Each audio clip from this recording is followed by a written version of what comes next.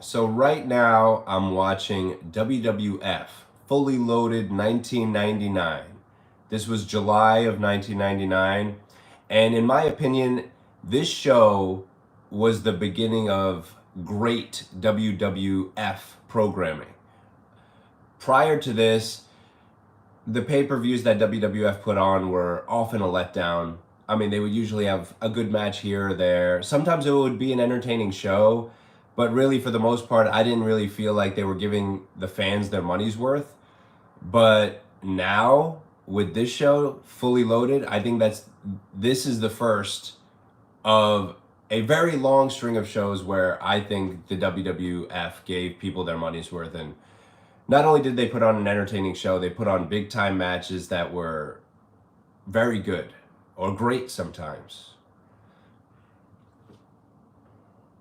Not to mention, they also created a lot of suspense because you never really knew what was going on with all the plot twists and stuff. They were really good at that at this time, keeping you like locked in to how the plot was going to play out. So, now the show's starting, pyro's going off, and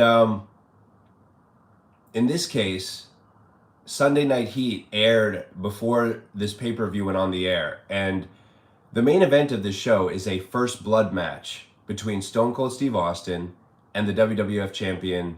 Oh, actually, I don't think it is. I think maybe Austin might be the champion at this point. But either way, it's Austin versus Undertaker for the WWF championship, first blood. And so I believe Stone Cold Steve Austin was busted open on Sunday Night Heat, and he's bleeding. So he's already got an open wound. And obviously that could affect the main event. So that's the key with WWF shows at this time. It's like a lot of times things will happen over the course of the night that will affect matches that happen later or things that happen later. And so you're constantly like on the edge of your seat, like, what's gonna happen? What's gonna happen? What's gonna happen? They don't really do that much anymore. There's not a lot of suspense anymore. You kind of can see how the story's gonna play out months in advance, which is a big problem with WWE today. But back then, I mean, this was high octane entertainment. So now they're showing a clip from Sunday Night Heat where The Undertaker attacked Stone Cold Steve Austin and Steve Austin is bleeding from the head.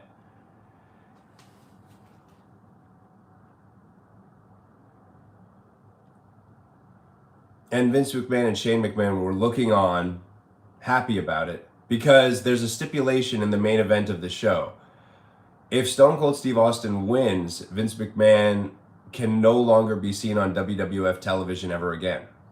So that's a big deal because Vince was all over the show in 1998 and 1999. Michael Cole is interviewing Vince McMahon and Shane McMahon.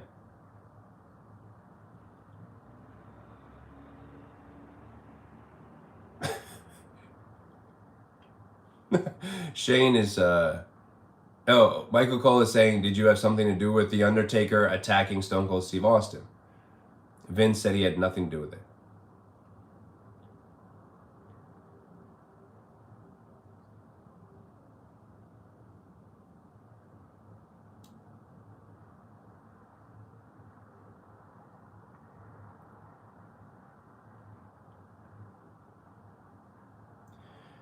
Vince McMahon just guaranteed that Stone Cold Steve Austin is going to lose the WWF Championship tonight. So obviously Steve Austin was the champion going into this show.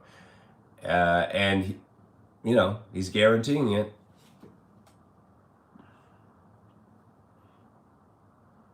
Okay, so the first match is about to start. It is Jeff Jarrett versus Edge for the Intercontinental Championship. Now, the night before this show, at a house show, Edge won the Intercontinental Championship from Jeff Jarrett, and it wasn't even planned to happen that way. Like, in reality, it wasn't supposed to go down that way. It was in Skydome in Toronto, Ontario, Canada, and it was supposed to be Ken Shamrock versus Jeff Jarrett. Ken Shamrock couldn't make it to the show, So Edge was his replacement, and Edge ended up winning the title at Toronto in Skydome. And so now going into the show, he's the Intercontinental Champion. Just as a reminder, Edge wasn't a big star at this time. Edge was a tag team specialist with his storyline brother Christian.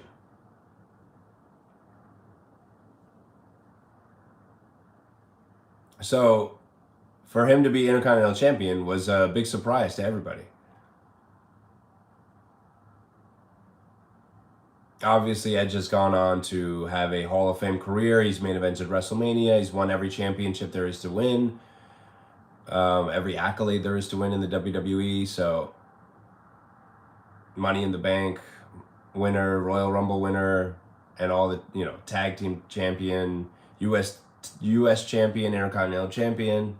Oh, here comes Jeff Jarrett with Deborah, who is wearing a green bikini as her outfit. I'm telling you, a lot of these outfits that Deborah wore during this year on these shows are very memorable. I'll just put it that way.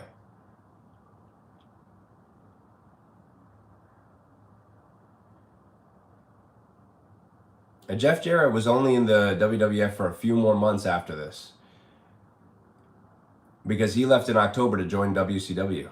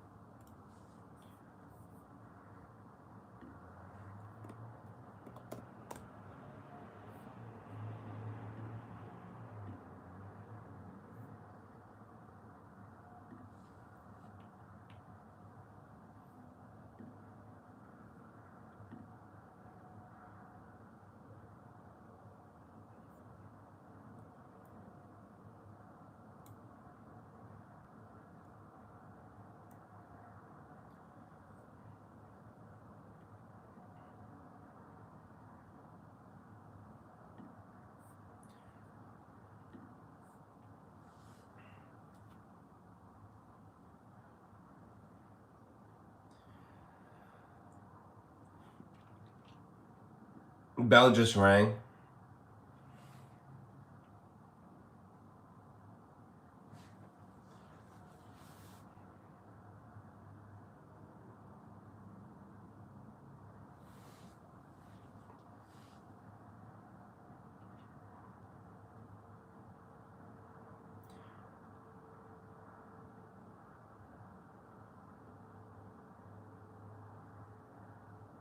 The crowd is chanting, "We want puppies." Puppies are in reference to Deborah's chest. But you gotta understand that at this time, that was the draw of the show, is this type of adult content. It's like that's what people wanted to see. It was a very visceral type of show. I mean, it's part of the reason why the UFC is so popular today, because UFC is just like blood and guts. It's violence and knockouts. And why do you think they're the most profitable sports company in the world? Because that's what people want to see. And just nobody wants to say it out loud. They want to see this kind of stuff.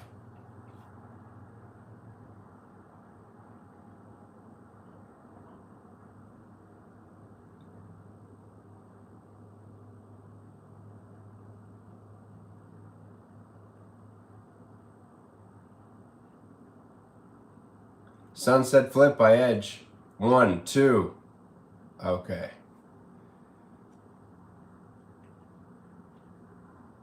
I mean, this is years before Edge ever became like a legitimate singles wrestler. I think 2001 is really when that started happening. He ended up winning the King of the Ring in 2001, and that was like really the impetus. Jeff Jarrett just grabbed the Intercontinental title belt. He's walking away with Deborah. Earl Hebner is starting to count out Jeff Jarrett.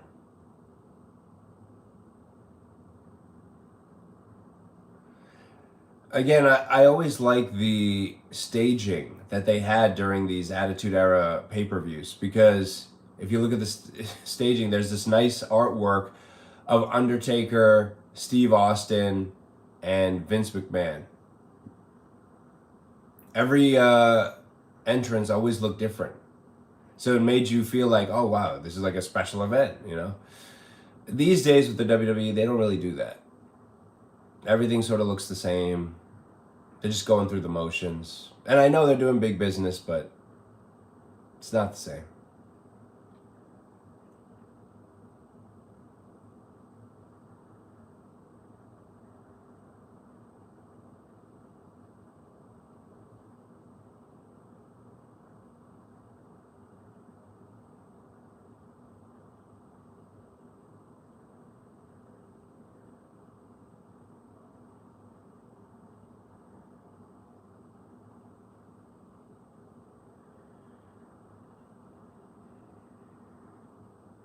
Oh, Northern Light suplex with a bridge pin, and that was by Edge. Jeff Jarrett kicks out. So far, this is an average match. By the time it's over, I'm pretty sure it's going to still be an average match.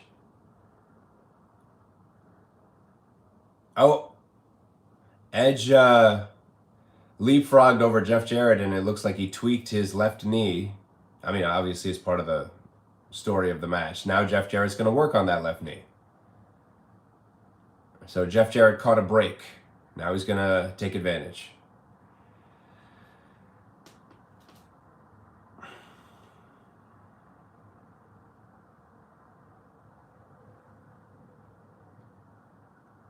Yep, Jeff is still working on that left knee.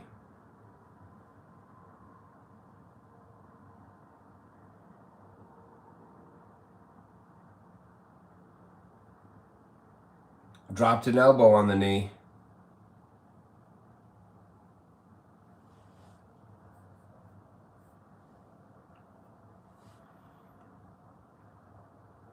Roll up by Edge. Oh no, Jeff kicked out, and then Edge went shoulder first into the ring post.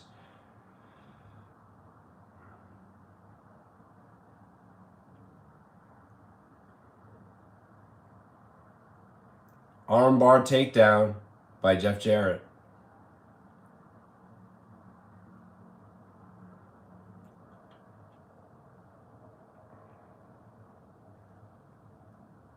So now it's Edge's left shoulder and left knee are compromised. Whole left side of his body.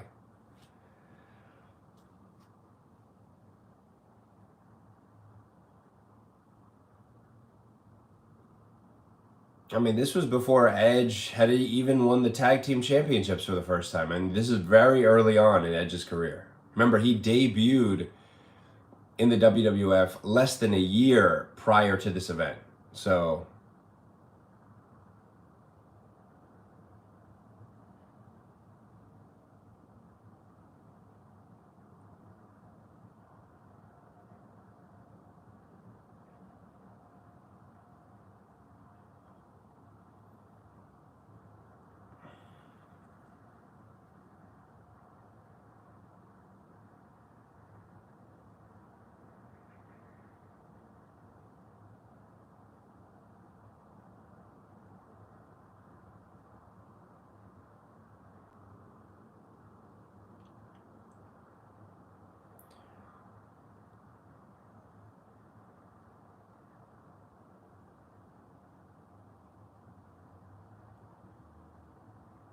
Jeff Jarrett had a sleeper like locked in on Edge. Edge got out of it, and Jeff Jarrett went into the corner head first.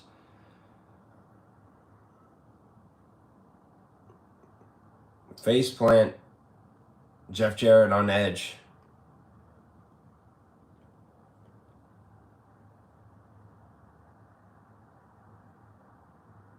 When Jeff Jarrett went for a cover, Edge kicked out.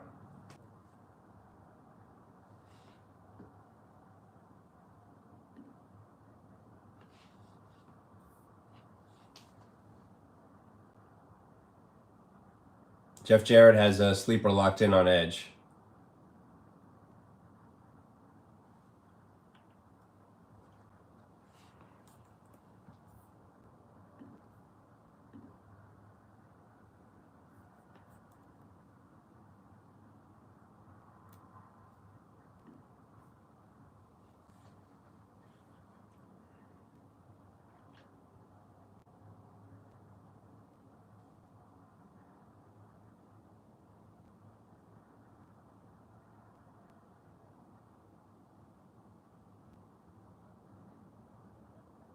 Jeff Jarrett still has that sleeper locked in. Referee is checking Edge's arm. And Edge is still in it. The crowd is cheering. The crowd always loved Edge. Obviously, he's a good-looking young man.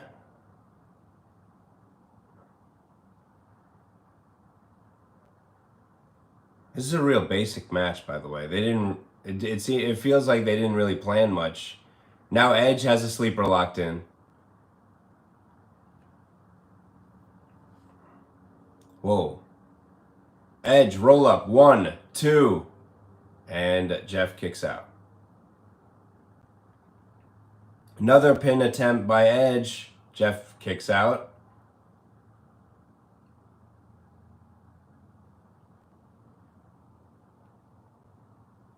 Oh, wow. Oh, whoa.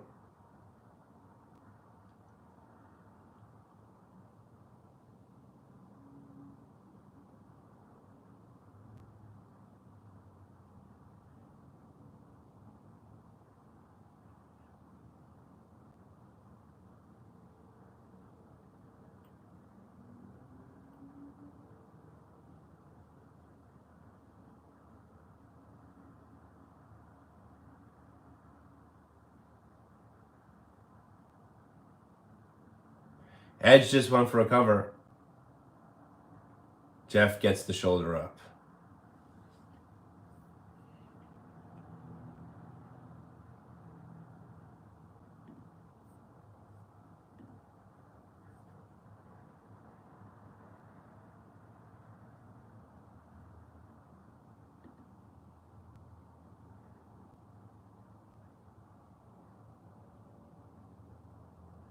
Edge, swinging neck breaker.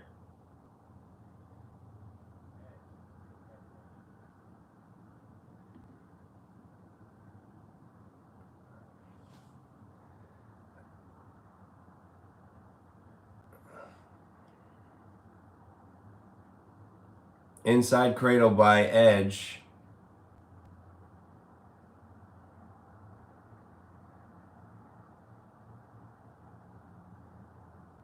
Oh, Edge with a boot to Jeff Jarrett's face.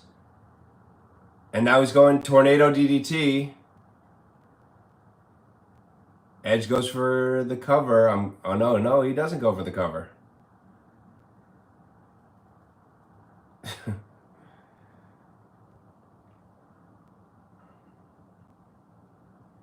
And then Jeff Jarrett just threw Edge over the top rope to the outside.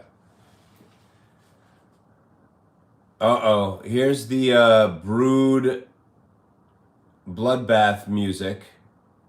The Gangrel is attacking Edge. You can't really see it because everything's dark and there's like this red light.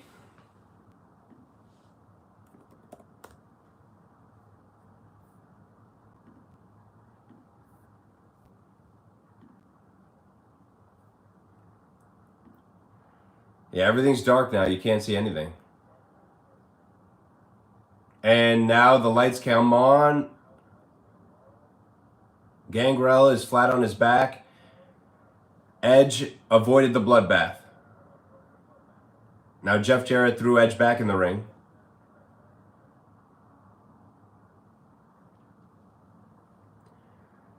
Crossbody by Jeff Jarrett. Edge reversed it, goes for the pin. Jeff gets his shoulder up. Now sunset flip. Oh, no, Edge reverses it. Went for the pin and Jeff kicked out.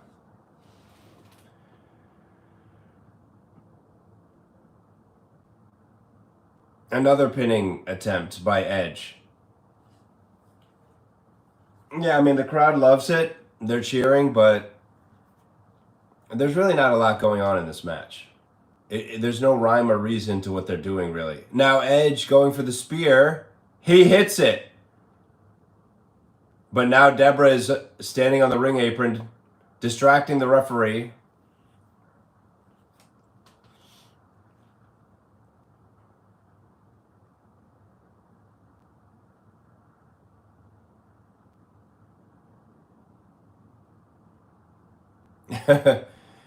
Deborah is showing Edge the puppies. Jeff Jarrett punched Edge. Edge banged into Deborah, knocked her off the ring apron. Gangrel hits a hangman on Edge. Now Jeff goes for the cover. 1, 2, 3. Jeff Jarrett has regained the Intercontinental Championship from Edge, thanks to Gangrel's interference and Deborah distracting him.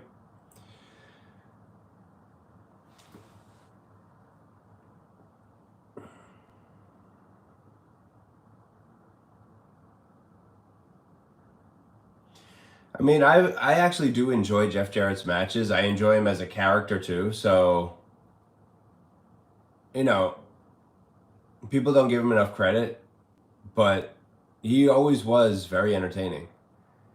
And he wrestled the same basic style for the past 25 years, but sometimes that resulted in some very entertaining matches. Not on this night, because him and Edge really just had a match like it was just thrown together at the last second.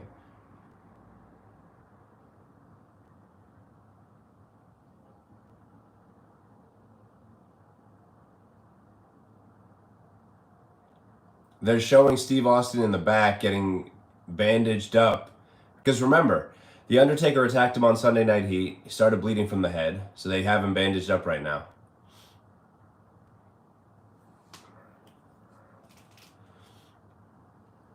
Jeff Jarrett is trying to put on his Intercontinental title belt while he's in the ring. Steve Austin's music hit. He's sprinting to the ring.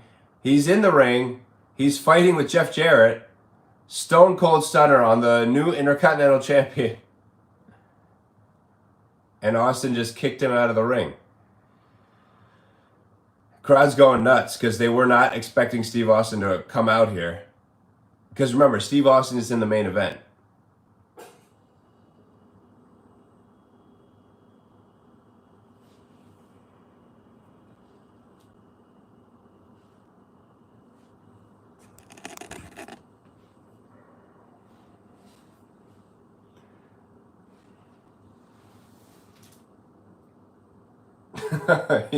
He's calling out the Undertaker.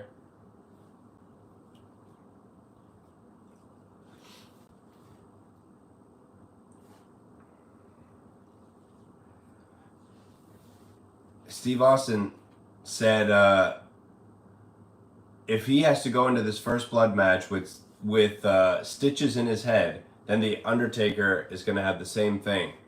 So Austin is threatening the other Undertaker and saying that he's going to go to the back and find Undertaker and make him pay for what he did to him on Sunday Night Heat. So again, you see how this moves the story along, and it's like, okay, so now what's going to happen next? First of all, we saw Undertaker attack Steve Austin on Sunday Night Heat, bust him open. Now Austin is saying he's going to do the same thing to the Undertaker. So that keeps the audience locked in. It keeps them engaged. You can't just do what they do in the WWE today, which is just announce the matches ahead of time and then everything goes according to plan and the outcomes are pretty much very predictable. They have forgotten how to build tension, build suspense. You know, it's basic storytelling that the WWE doesn't really fully understand these days. I mean, they do long-term storytelling, but you got to surprise people you have to keep the shows interesting. Otherwise, you're just like dragging yourself through each program.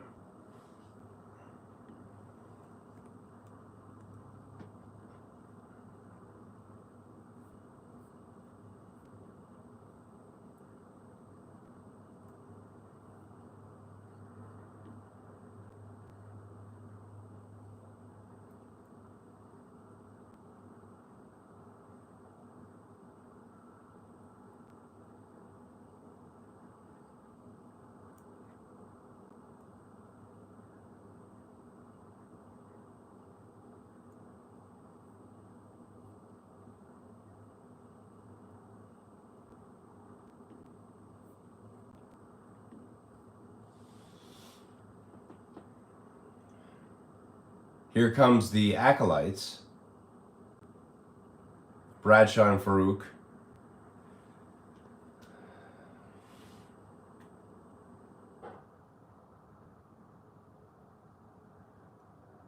the Ministry of Darkness was a loosely connected group at this point, because it wasn't really like as strong as it was in early 1999.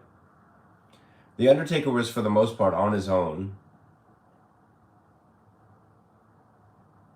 and the rest of the characters sort of just have branched off and they're just doing their own thing.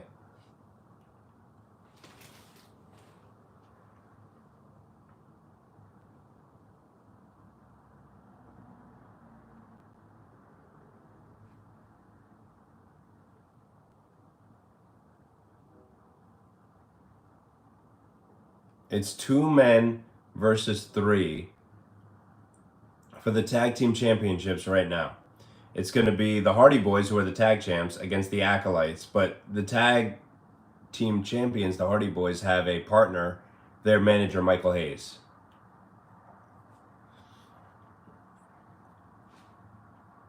Acolytes call it Acolyte rules. So it's 3-on-2. Now, going into this match, you would think that the 3 guys have the advantage, but the reality is, if the Acolytes can exploit Michael Hayes, who's the weak link, they can pin him and win the titles.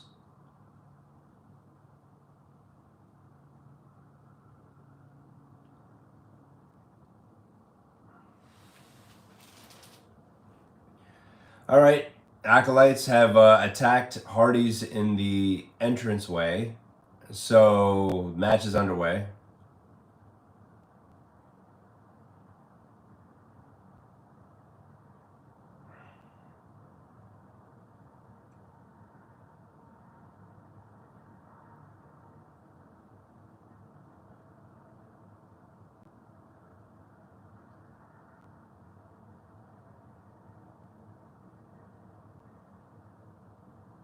Yeah, they're still on the outside, just brawling. Michael Hayes is involved as well, because remember, he's part of the match. This is 3-on-2. I just always thought it was funny that Michael Hayes would wear the same exact ring attire as the Hardy Boys, because at this time Michael Hayes was an older man, and he's wearing these like cargo pants and a skin tight velvet shirt. It just looks silly, but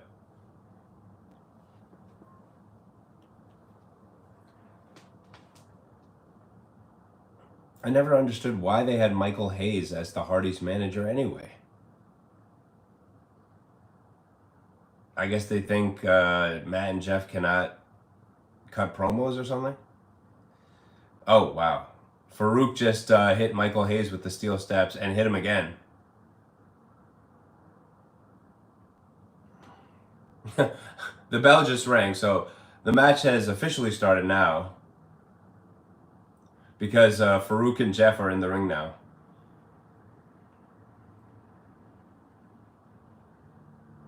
Faarooq beating up Jeff.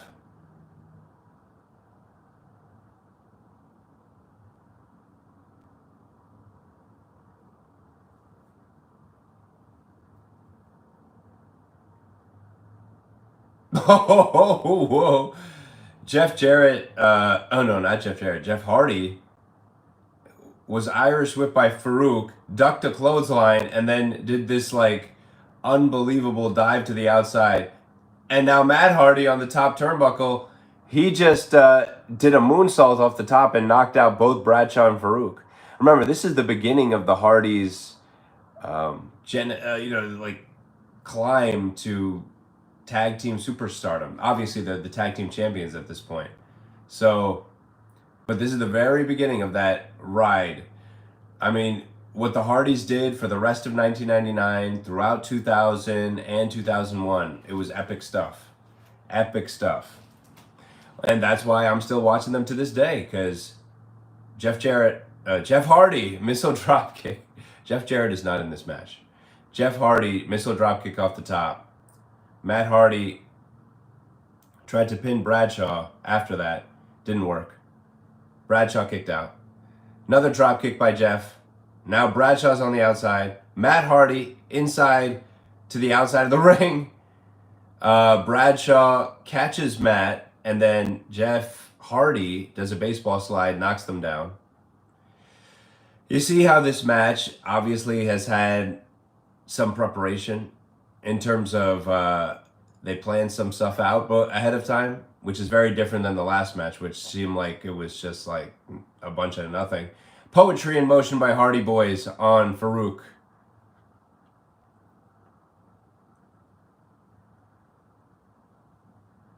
Okay, double vertical suplex by Matt and Michael Hayes on Faarooq. Swanton bomb on Faarooq.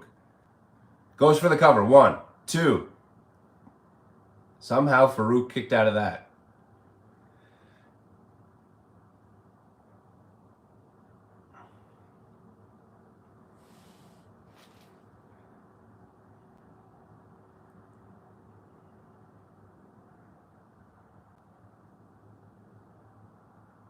Now, Matt, oh, jeez. Spinebuster by Faarooq on Matt Hardy.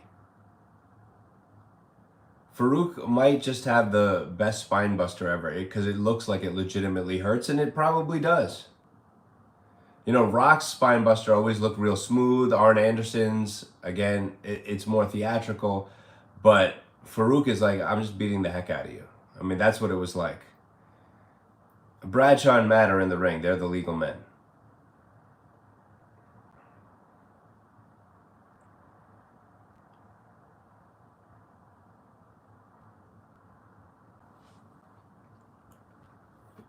Faarooq is now in the ring with Matt.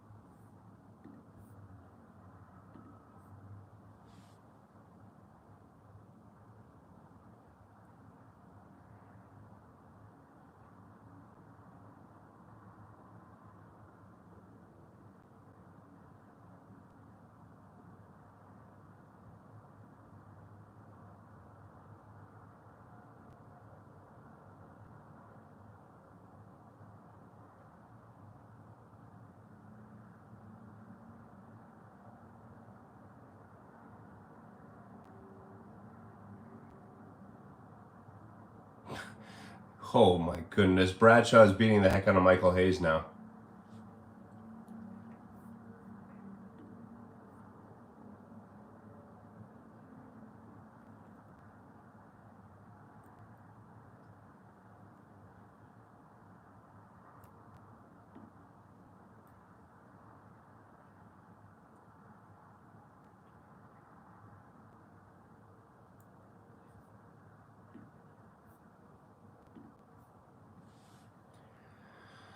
Well, you know, yeah, Michael Hayes landed a kick on Faarooq. That gave him enough time to go tag in Jeff Hardy. Jeff Hardy now.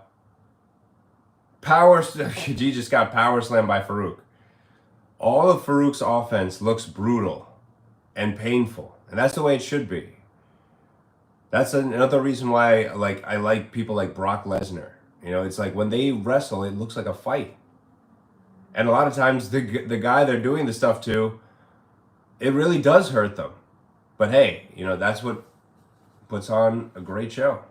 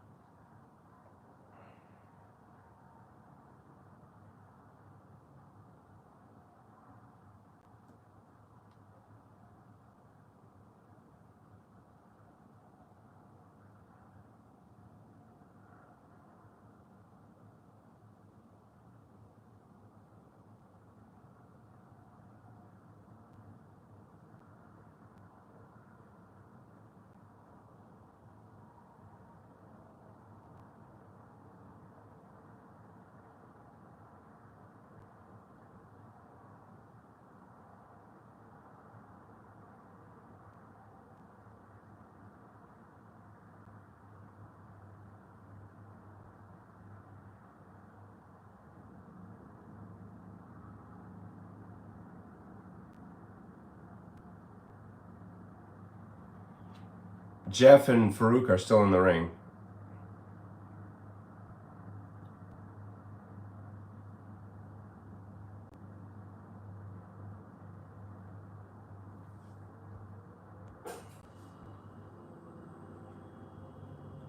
Okay, now this is everybody in the ring now. Things are breaking down, so I'm guessing the ending is coming soon. Okay, now Faarooq going for the Dominator, his finishing move. Matt Hardy wiggles out. And twist of fate. Goes for the cover. 1, 2, and Bradshaw breaks up the pin. Oh, Bradshaw hit a clothesline from hell on Matt Hardy.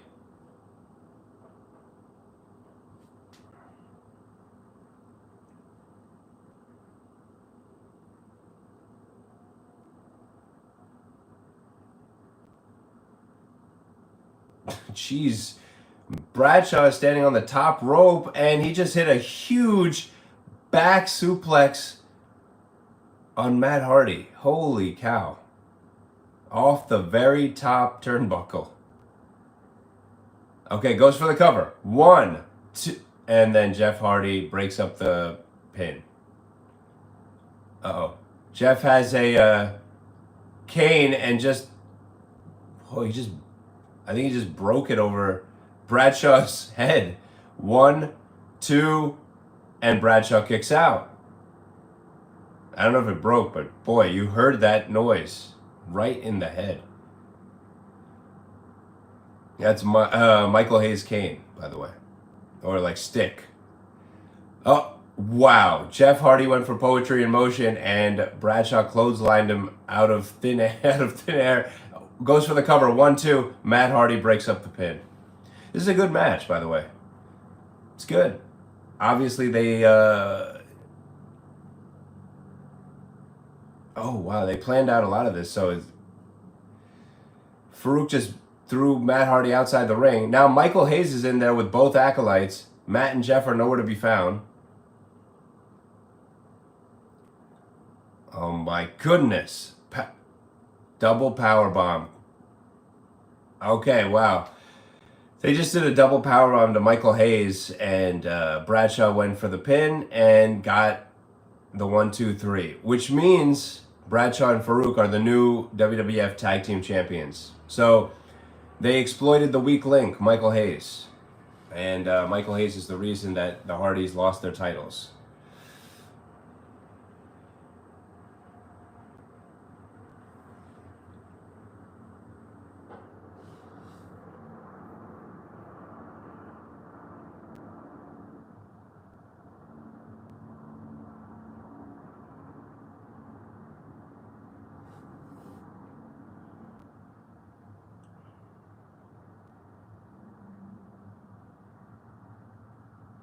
They're showing a replay of when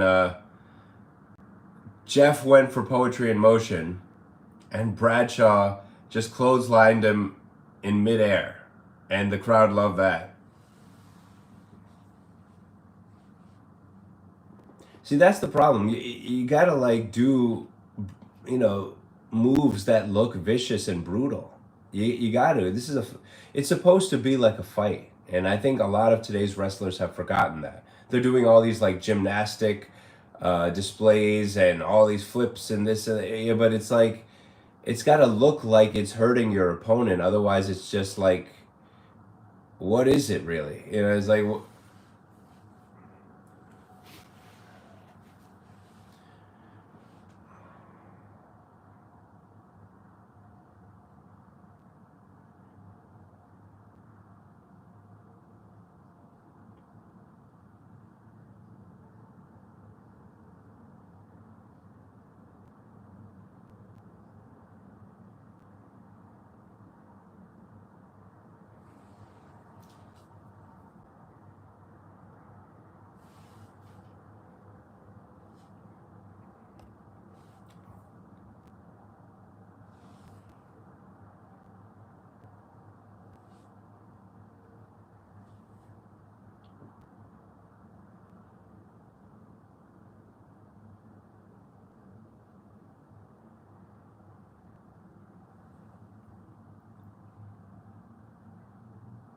They're showing Austin backstage. I'll be right back.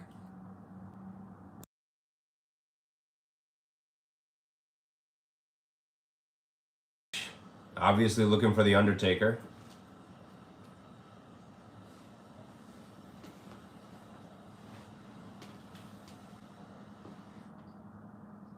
Kevin Kelly is interviewing D'Lo Brown.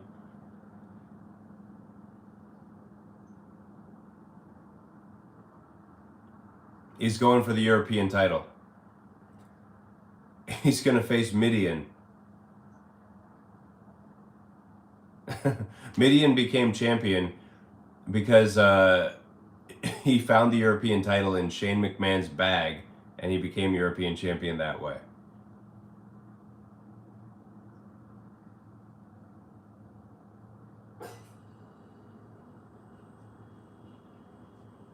You know, we've had 2 title changes so far.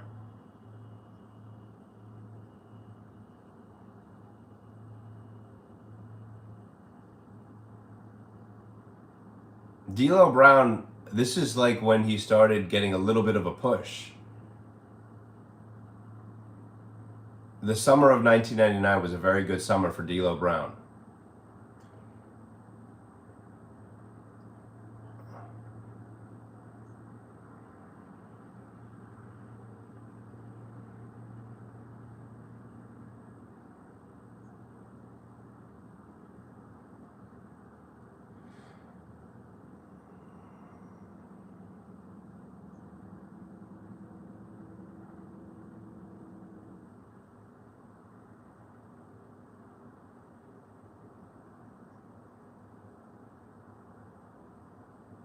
Here comes Mideon, who is the European champion.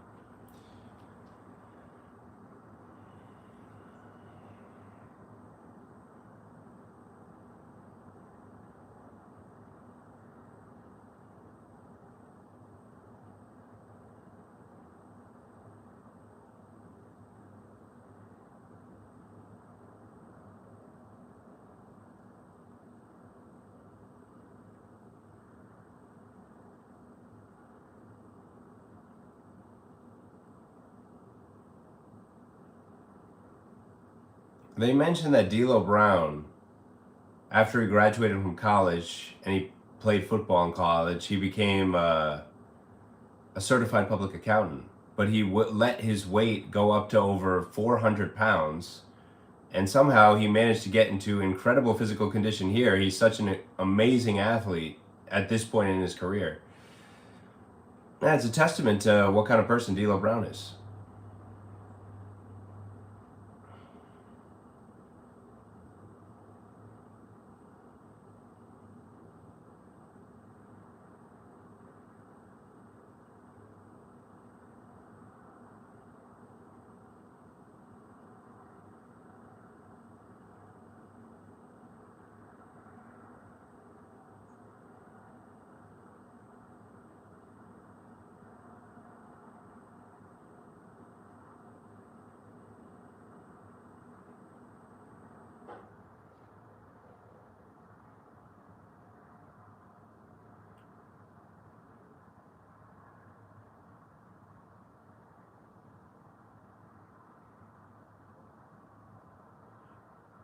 Oh, D'Lo Brown just dove through the middle rope to Mideon on the outside, knocked him down.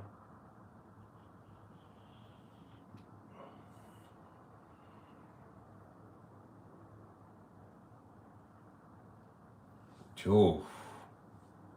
Right hand by D'Lo Brown, another right hand.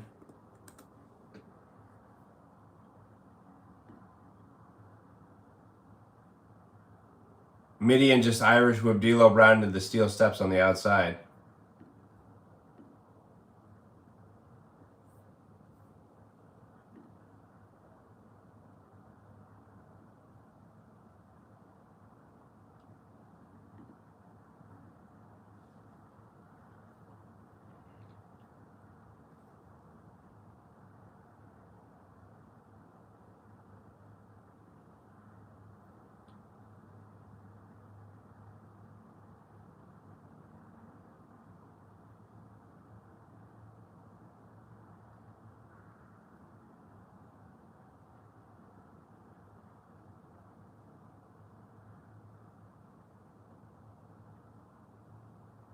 Mideon and D'Lo are back in the ring now.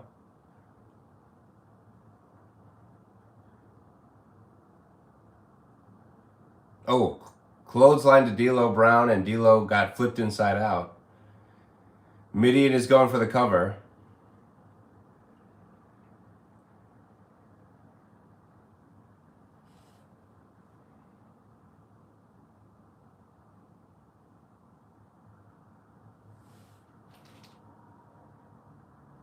Gut wrench powerbomb by Mideon on D'Lo Brown. And now he goes for the cover. 1, 2. D'Lo gets his shoulder up, and now Mideon has a chin lock on D'Lo Brown.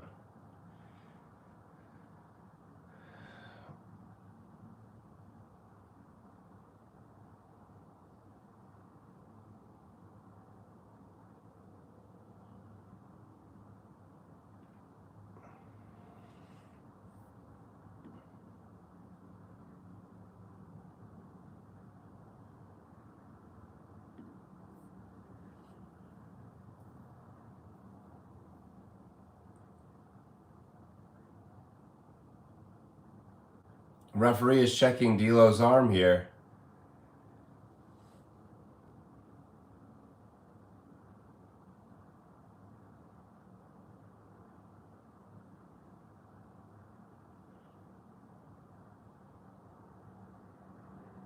Neck breaker by Mideon on D'Lo.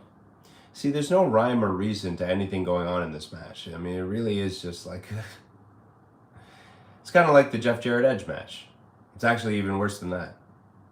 This is the most basic of... You know, it's like do a move, go for a cover. Do a move, go for a cover. Do a move, go for a cover.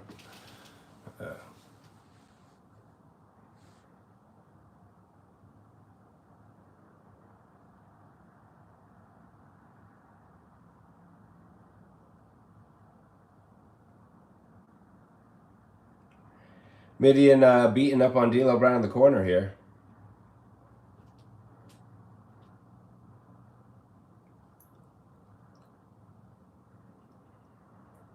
Oh, wow. D'Lo with some hard chops to Mideon.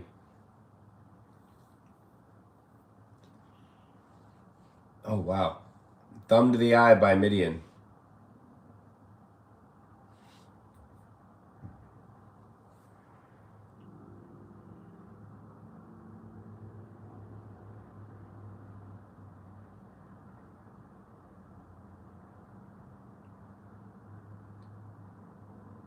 Oh, sunset flip by D'Lo. 1, 2, and Mideon kicks out.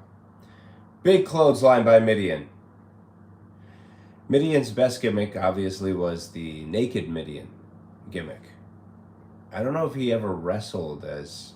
Like, I would just remember him streaking, you know, running around. Basically, he was wearing nothing except for a fanny pack, and he would run around, and people would love it because he was just, like, streaking.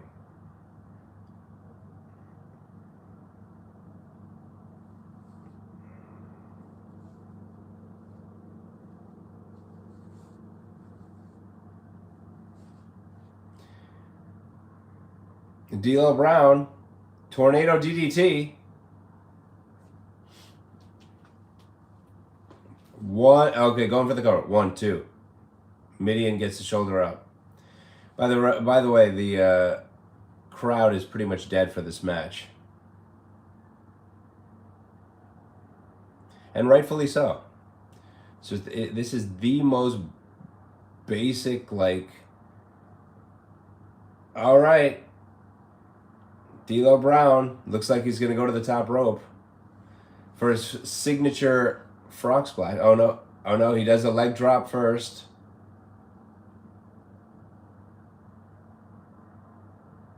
He just told Mideon that Mideon sucks. Going to the top rope. Frog splash. 1, 2, 3. D'Lo Brown is the new European champion. That's 3 title changes in a row. Well, the crowd popped for that, at least. But, man, that was a rotten match. Boy. It was almost like they were doing like a practice match. Like just practicing this wrestling move, practicing that wrestling move. Because that was not an entertaining display for the crowd at all. 3 new champions.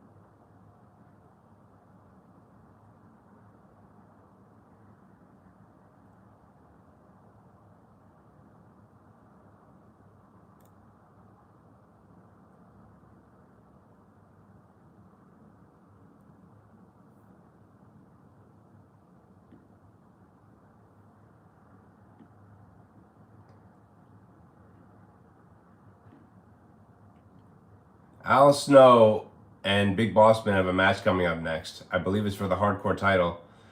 And Al Snow, on the previous episode of Monday Night Raw, was begging Bossman to put him out of his misery. And Bossman was more than happy to do that. And beat the heck out of him. Handcuffed him to the rope and everything.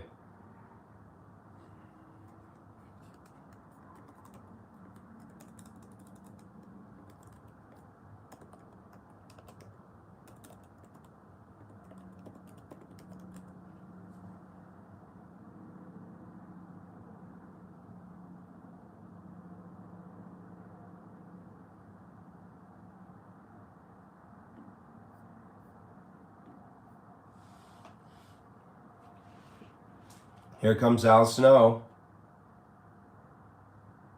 He's got Head with him, and he's got his WWF Hardcore Championship with him. Again, I mentioned it before, but the Hardcore Championship, my favorite championship of all time.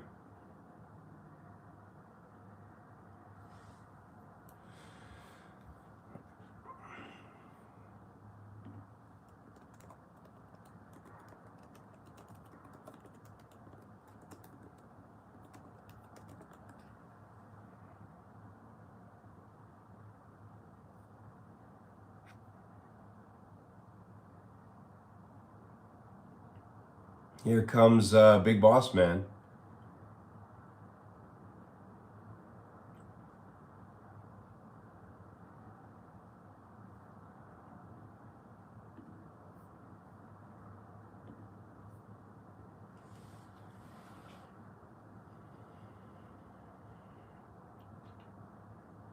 Al Snow is begging Big Boss Man. They're standing in the entryway. He's begging him to put him out of his misery. Okay, now Big Boss Man is taking his nightstick and beating up Al Snow. Not Al Snow, but Al Snow's head. The mannequin head he carries around. So now Al Snow tackled him. Now he's landing punches on Boss Man. Choking Boss Man. Remember, this is hardcore rules. Anything goes. Falls count anywhere. My favorite matches were the hardcore title matches. Because these characters are hilarious. And they were also very creative and inventive with what they did in these matches. Because they have a blank canvas. That's the best thing about these hardcore title matches. They can do whatever the heck they want to do.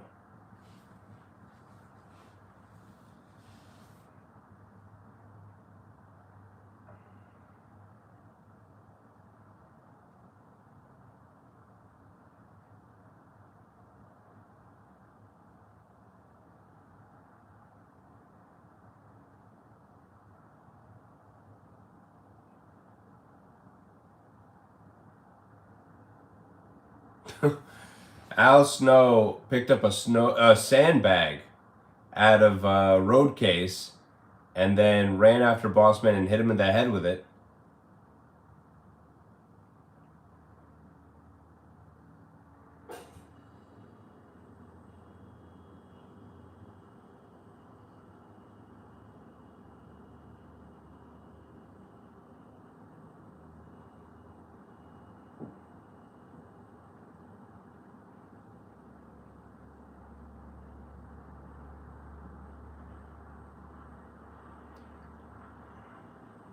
Bossman went for a cover, but Al Snow kicked out at 1, and Al Snow is begging for more punishment. I mean, you gotta love it. I mean, this is the kind of hilarious stuff that was going on at this time. They're already backstage, by the way. I don't think they ever actually... Yeah, they didn't ever enter the ring, which I think is great. Yeah, they're backstage now. Probably not too fun for the fans who bought a ticket, but it's fun for the people watching at home.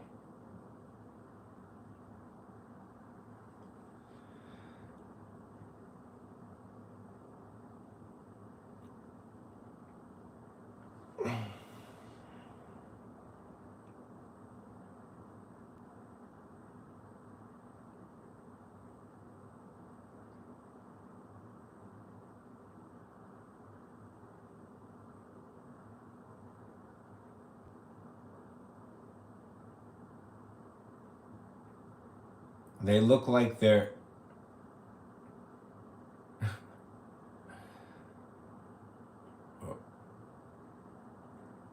right hand... Oh, they're trading right hands.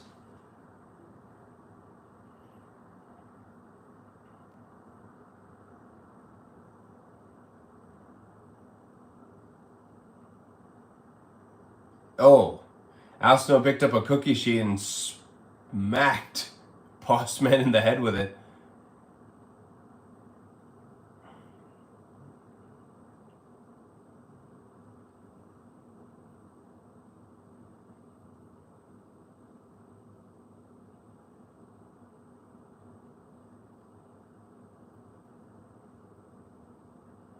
Oh, wow. Al Snow picked up a trash can and threw it at Bossman.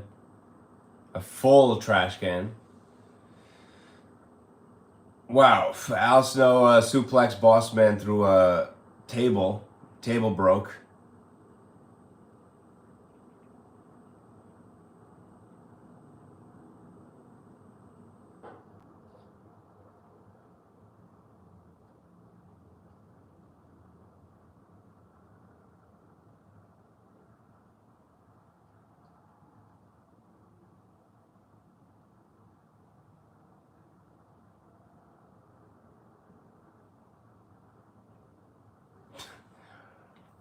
Big Bossman has a one of those football markers where it says first down.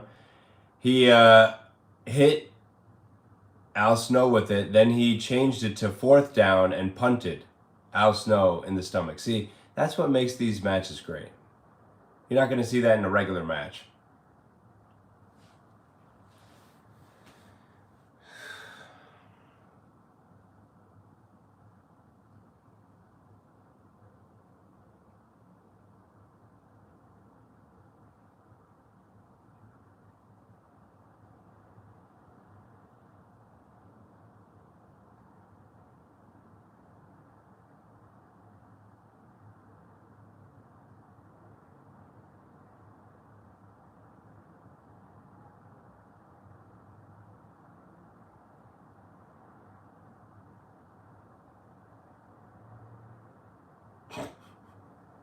Al Snow picked up a potted plant and hit Bossman with it, but not with the just with the plant itself. That's it.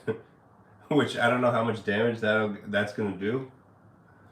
Now Bossman just pulled off his belt and is whipping Al Snow, and now choking Al Snow with it. Which, oh wow, now he's throwing him from wall to wall by the neck because he's got that belt wrapped around Al Snow's neck. What the? Okay. Now it looks like they're near the exit of the arena. Oh, wow. Al Snow fighting back. Yeah, there's not a lot of selling in these hardcore matches because they've already damaged each other significantly.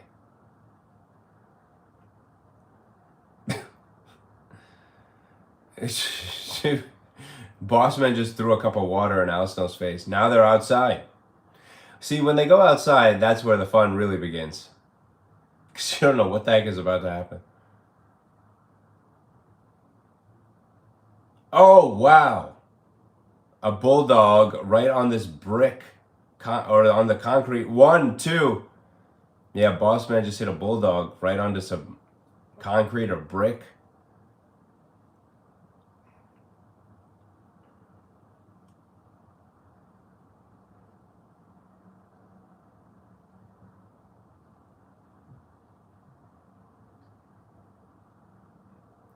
Al Snow picked up a hubcap and smacked Bossman in the head with it.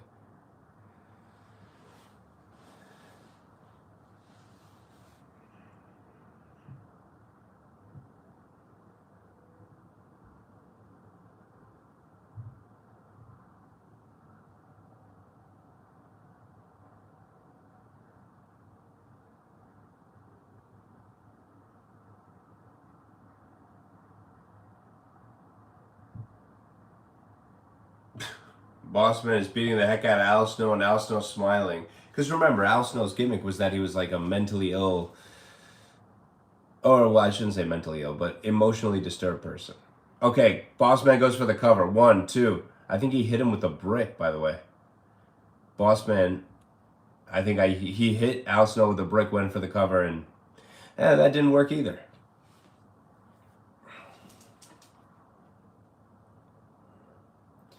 Now, Bossman was standing on Al Snow's hair and like pulling it.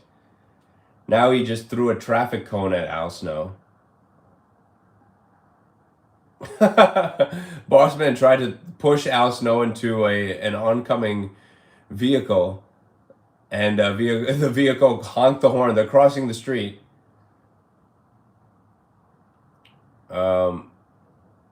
Now there's this big steel gate. It says Rail Transportation Department, South Park Yard, NFT Metro Systems, Inc. And it's just this private property, no trespassing. He's just basically, Bossman is throwing Al Snow into this black steel fence. I think he just broke a beer bottle over Al Snow's head and knocked him the heck out. Al Snow still has a big smile on his face, though, because he's nuts. Now, Big Bossman pulled out some handcuffs and is handcuffing Al Snow to that steel fence. It really is more like a black gate. Oh, now he's got the second handcuffs out. Now Al Snow can't move at all. And Al Snow is begging him to punish him. Now, Big Bossman has this, like, rod and is beating up Al Snow and hit him in the midsection and in the head, putting his foot on him, and the referee is counting 1, 2, 3. Wow. Big Bossman is the new WWF Hardcore Champion. That is 4 title changes in a row. Now they're running back into the arena, the Bossman and the referee, I guess to award Bossman the championship belt.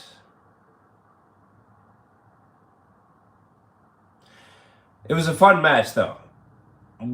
Honestly, probably the most fun match on the show so far. The only other decent match was the Acolytes versus Michael Hayes and Hardy Boyz.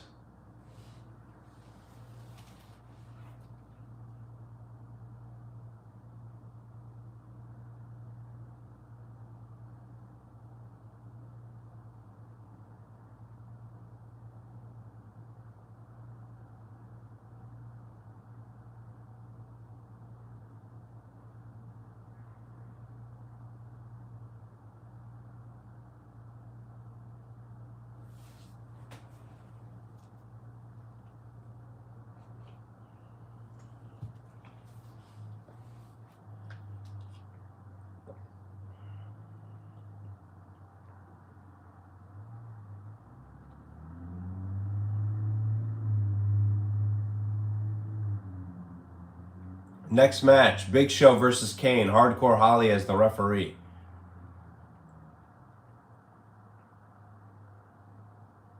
No title on the line here. It's just going to be a big man match.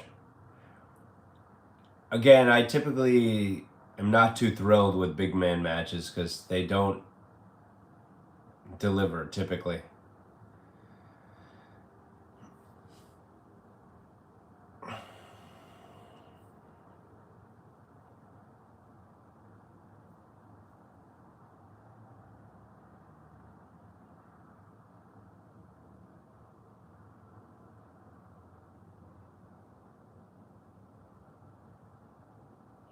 They're showing the lead up to this match where Kane and Big Show had a feud.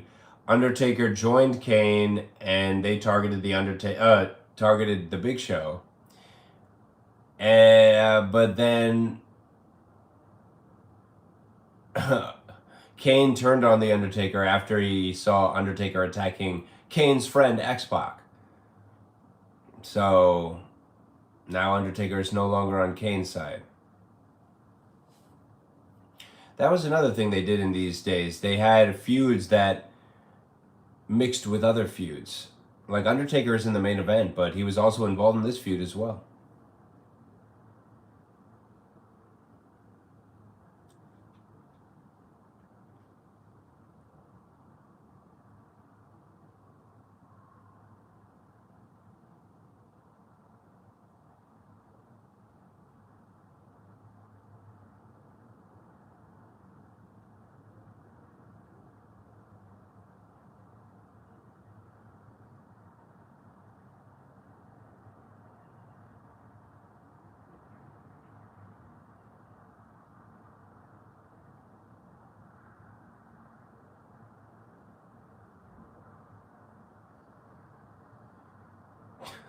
Here comes Hardcore Holly to be the special guest referee for this match.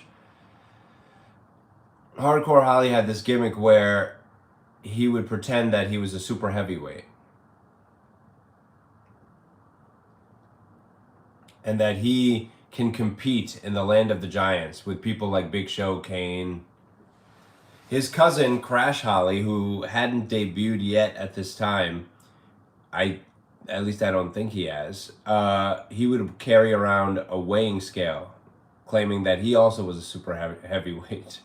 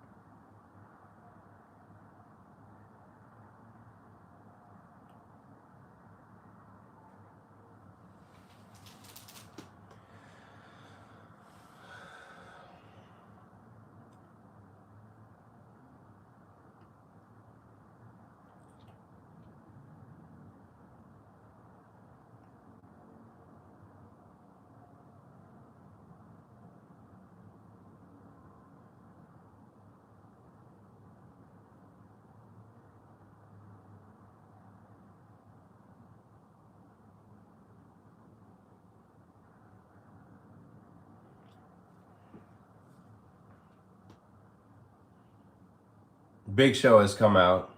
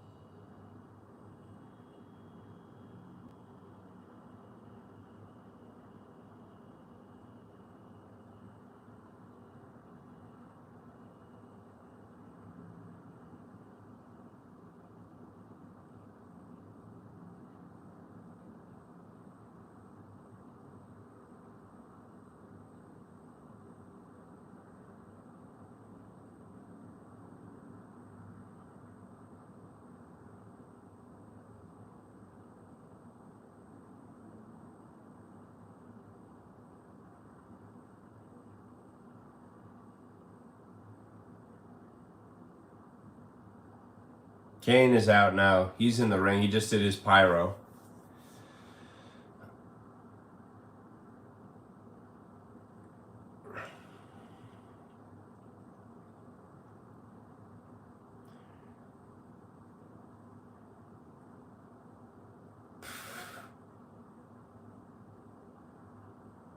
Remember, Undertaker was sort of involved in this feud, so I don't know if he'll get involved in this match. We'll find out in a second. Okay, no, Big Show starting the match. Going after Kane.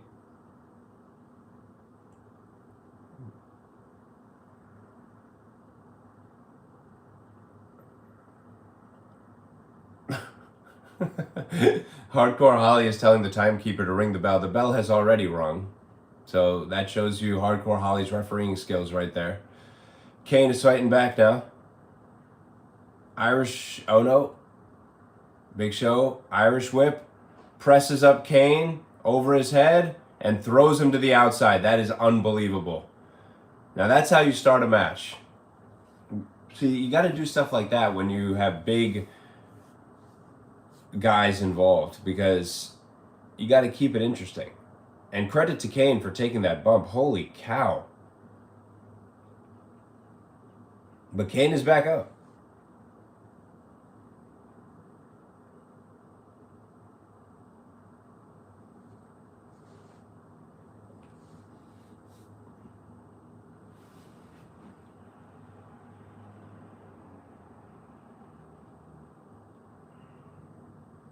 Oh, Big Show just Irish whipped Kane into the ring post.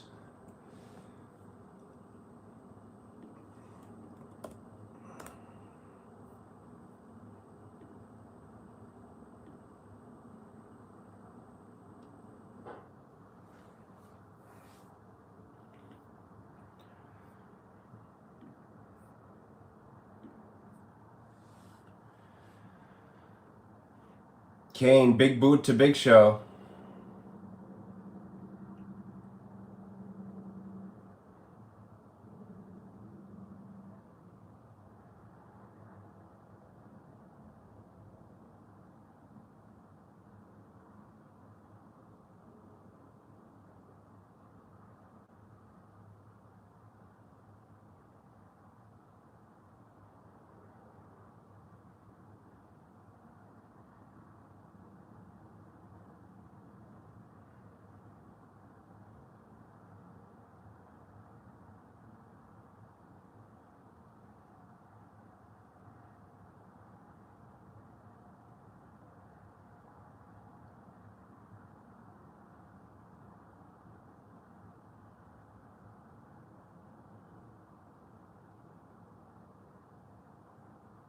Big Show threw Kane into the corner.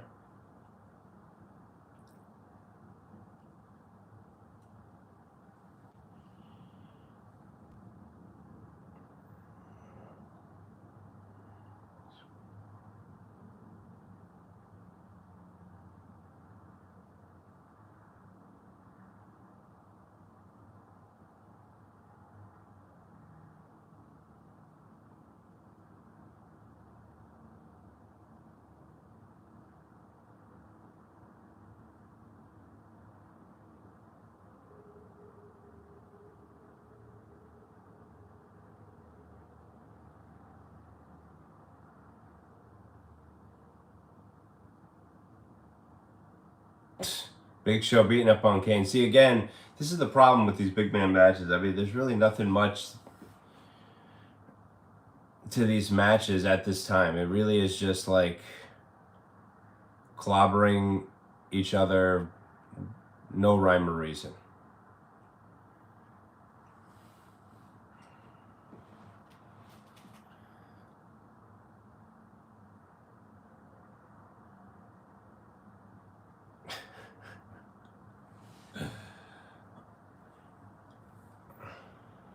I mean, but you gotta believe, like, the fans were entertained by this show because there's so many different things going on this show. Because, I mean, still to come, we have an Iron Circle match between Ken Shamrock and Steve Blackman. There's the first blood match between Steve Austin and Undertaker. There's a leather strap match between The Rock and Triple H. There's a tag team match, Billy Gunn and Chyna versus X-Pac and Road Dogg for the rights to DX. I mean, there's still so much to come on this show. Plus, we've already had, I think, 4 title changes. Big Show and Kane are just really having a boring match right now. That's what they're doing. Headbutts by the Big Show on Kane.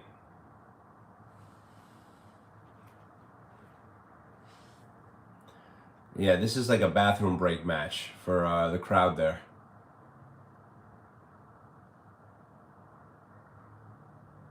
Okay, Big Show stands on Kane's chest and then walks over him.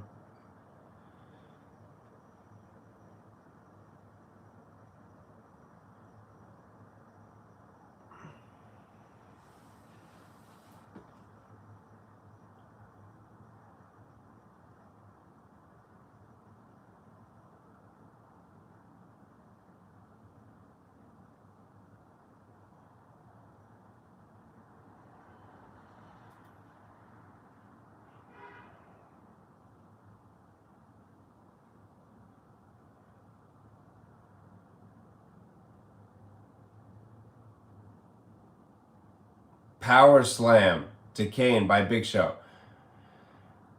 Big Show with a arrogant cover, putting one hand on Kane's chest.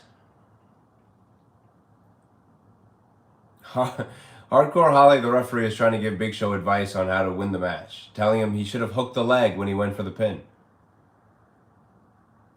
Again, this WWF was ridiculous at this time. Side Russian leg sweep by Big Show on Kane.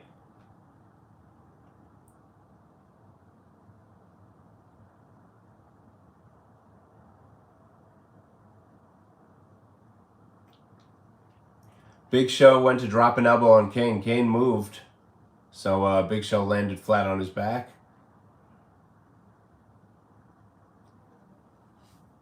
Now Kane's turn to take over with more meaningless punches and kicks and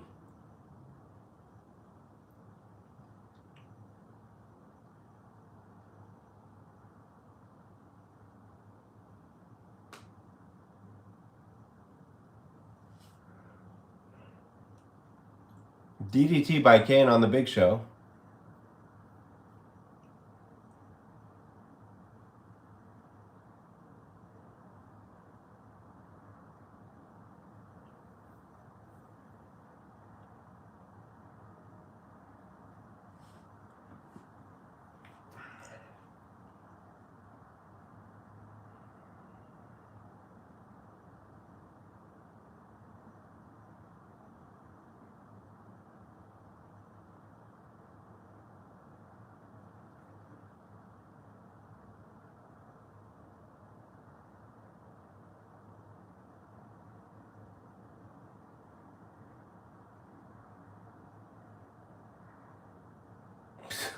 Hardcore Holly just attacked Kane's leg, helping Big Show.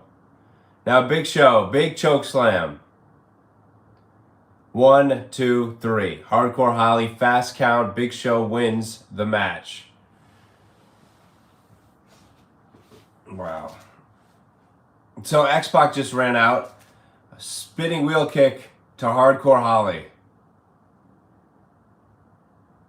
Undertaker is in the ring. Choke slam to X-Pac.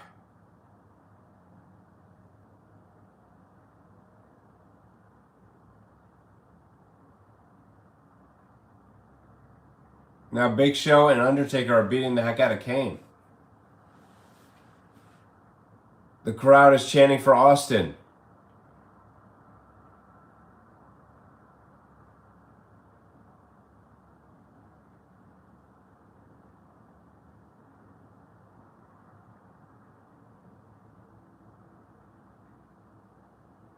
Undertaker punching Kane. Big Show drops a knee on Kane.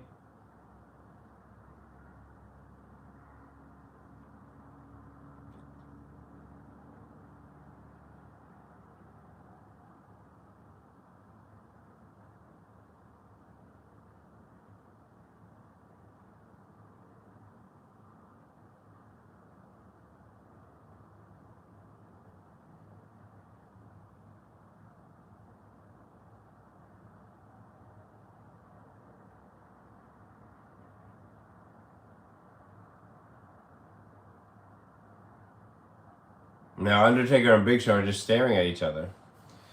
That's a preview of things to come. Undertaker and Big Show eventually join forces and go after the tag titles. So that's coming later in 1999.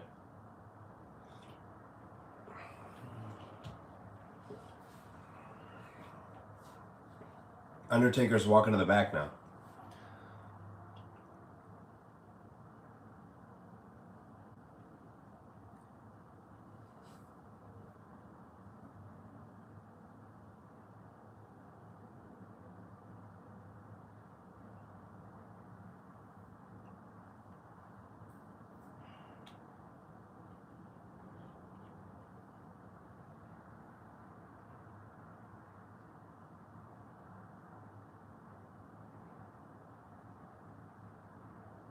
Oh, wow. As soon as Undertaker walked backstage, Austin attacked him, and now Undertaker is busted open, bleeding from the head. Undertaker's eyes are rolling back in his head. But he's bleeding. So now, see, this is what I'm talking about. Two great things that just happened that show you what I was talking about earlier, which is Undertaker's involved in a feud that's not in the main event. He was involved in the Big Show versus Kane feud, which also involves X-Pac. And then he walks backstage, and now he's been busted open. Remember, first blood. That's the stipulation for the main event of Fully Loaded. So, Austin versus Undertaker, both guys have been busted open now. So it's an equal playing field. They both are compromised going into this match.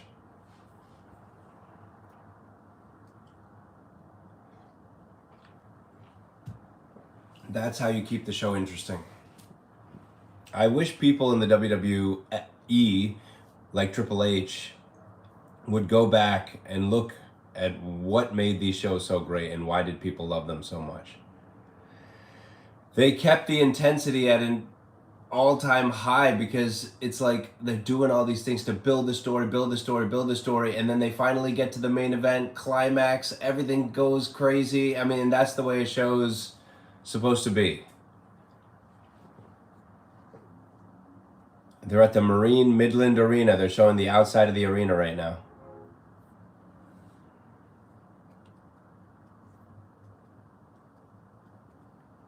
Okay, next matchup is Iron Circle match between Ken Shamrock and Steve Blackman. So the way this match works is they're going to have a bunch of cars in the parking lot circling the two participants, Ken Shamrock and Steve Blackman. So it's kind of like a street fight in the parking lot.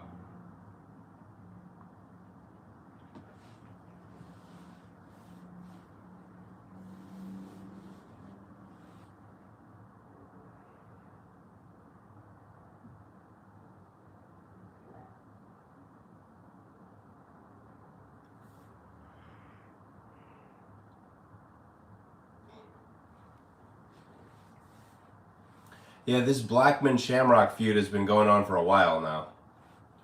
I think like almost 2 months.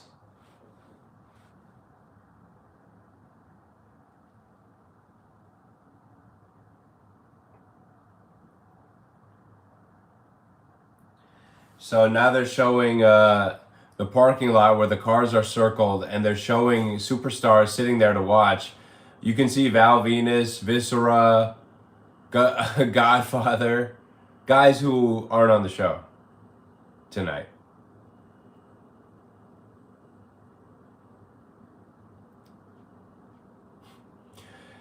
Jim Ross is saying this is an unsanctioned match. WWF wanted nothing to do with this, so.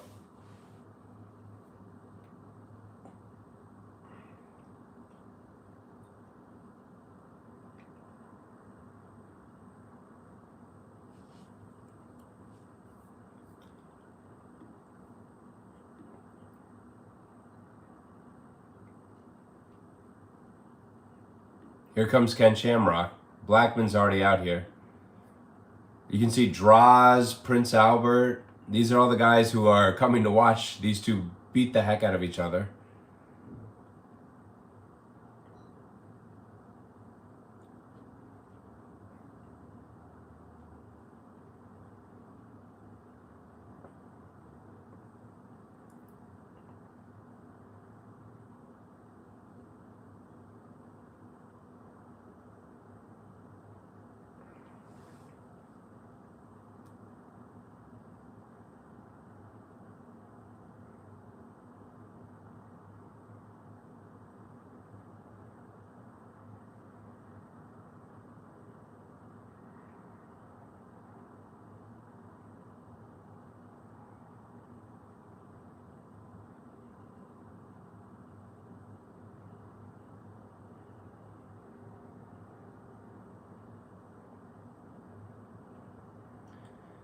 Ken Shamrock just threw Steve Blackman on the hood of a car.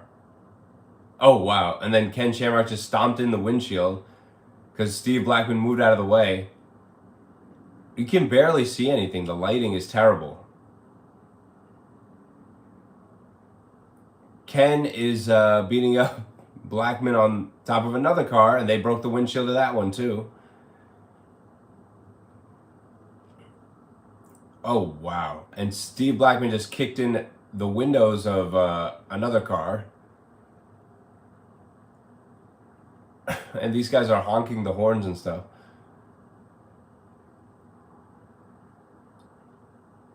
Spine buster by Blackman on Shamrock onto the hood of a car. And then he punched Shamrock right in the groin. But I gotta say, this is an entertaining show. This is ridiculous. Blackman landing kicks to Shamrock. Now they're in the middle of all the cars.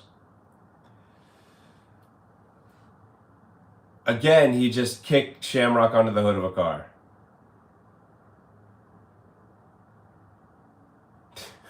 Their fellow wrestlers are cheering them on. Blackman went into the dark somewhere and found a chain. And now he's going to try to whip Shamrock with it, but Ken just stopped him. Ken fighting back.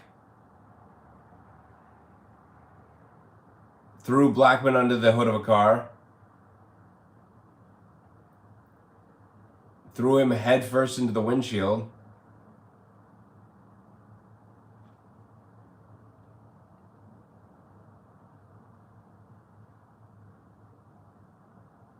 Kick to Shamrock.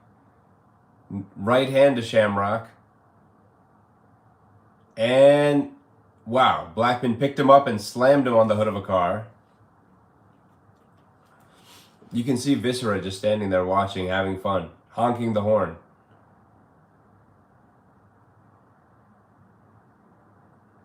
Blackman opened a car door and pulled out a tire iron to hit Shamrock with it, but he hit the windshield instead, broke another windshield. It's like 3 or 4 windshields they've broken now. And they're just breaking the windows and everything on all these cars. Shamrock just picked up a trash can, hits Blackman in the head with it.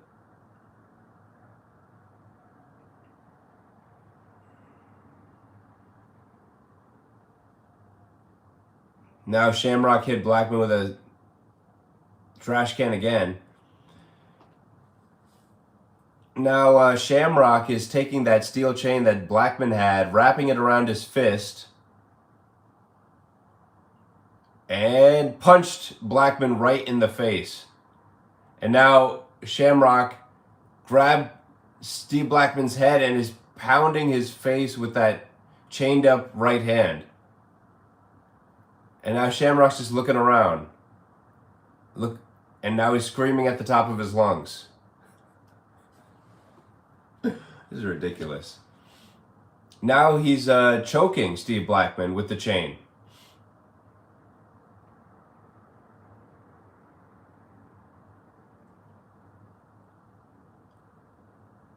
Wow, he's choking him for a while. Okay, now Blackman is unconscious. This is ridiculous. Oh, you can see Mideon in the background. Mideon, who had a match earlier in the show where he lost the European title to D'Lo Brown. But he came to watch this fight. And the bell just rang. Blackman was choked unconscious. And that is the end of that. Iron Circle match is done. Ken Shamrock defeats Steve Blackman. They got to do stuff like this in today's WWE. That would be more fun. But what can you do? At least we can watch these old shows. Again, there's many more fun matches to come.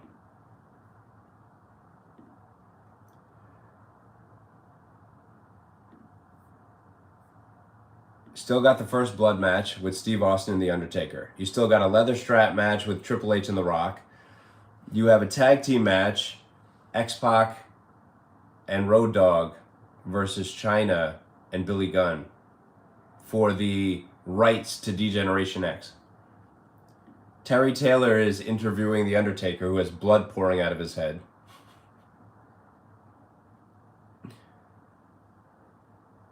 Oh, he just threw Terry Taylor into the wall there. Michael Cole interviewing Billy Gunn and Chyna. That tag team match is up next.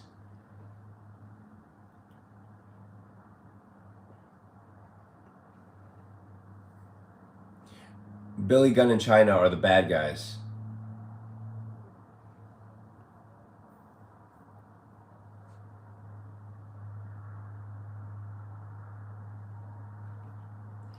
DX music just hit, but we don't know who's coming out. Because that was the whole thing. This feud is over the name of D-Generation X, the royalties to D-Generation X, because I guess Triple H, Chyna, and Billy Gunn found out that Road Dogg and X-Pac were benefiting from the rights to DX because they kept wearing the DX gear and all the money was going to them. And so Billy Gunn and Chyna, they want in on it. So this is, Howard Finkel just announced this is for the rights to the name D-Generation X.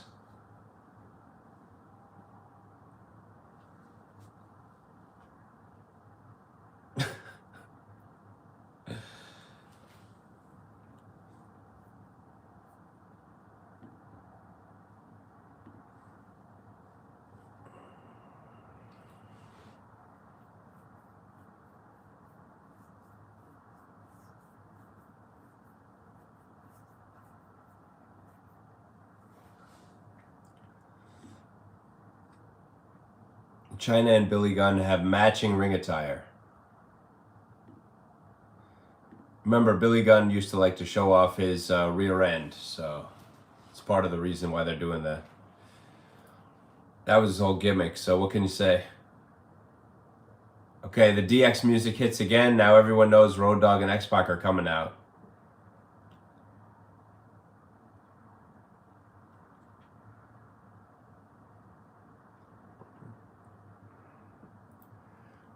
Remember, X-Pac is involved in that Kane Big Show feud.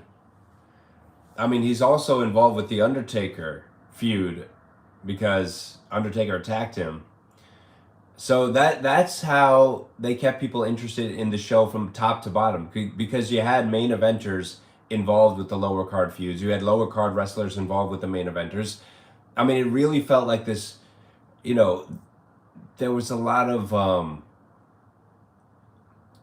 it was almost like the show was alive. It was unpredictable. It was like you're not just watching like, okay, this match happens, then a promo, then this match happens, then no, there was like intertwining threads, and that's how you create a great story. But WWE forgot how to do that apparently.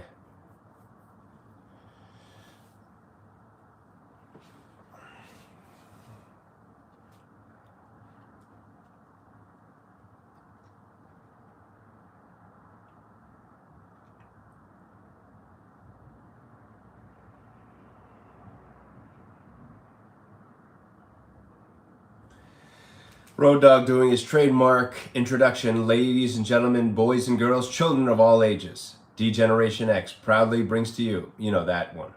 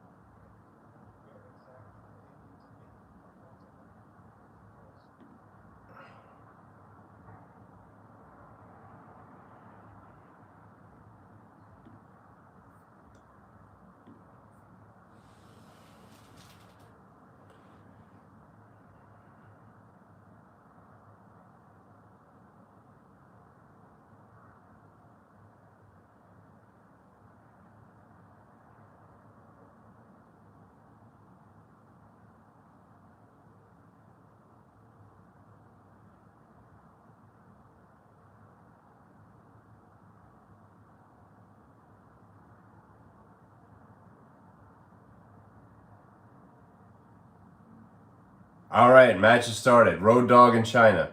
Which, by the way, if you haven't seen the previous pay-per-view, which is actually not the previous pay-per-view. Oh, actually, yeah, no, it was. It was King of the Ring, 1999.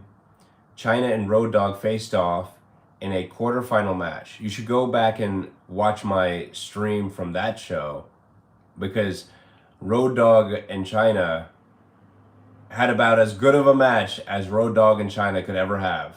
It was well laid out, well planned, and it made both of them look good. So credit to Road Dogg for pulling off a good match with Chyna. So a believable match. Because remember, it's a man versus a woman. And they're doing it right now, too.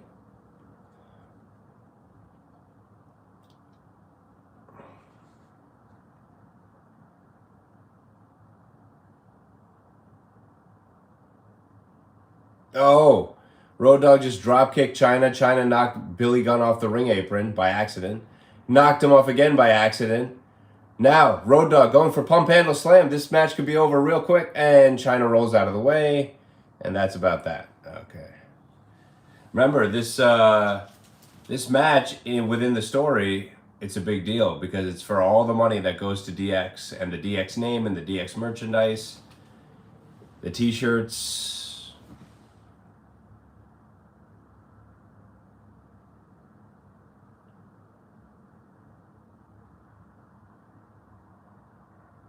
All right, now Billy Gunn. He's entering the ring to face off against Billy Gunn.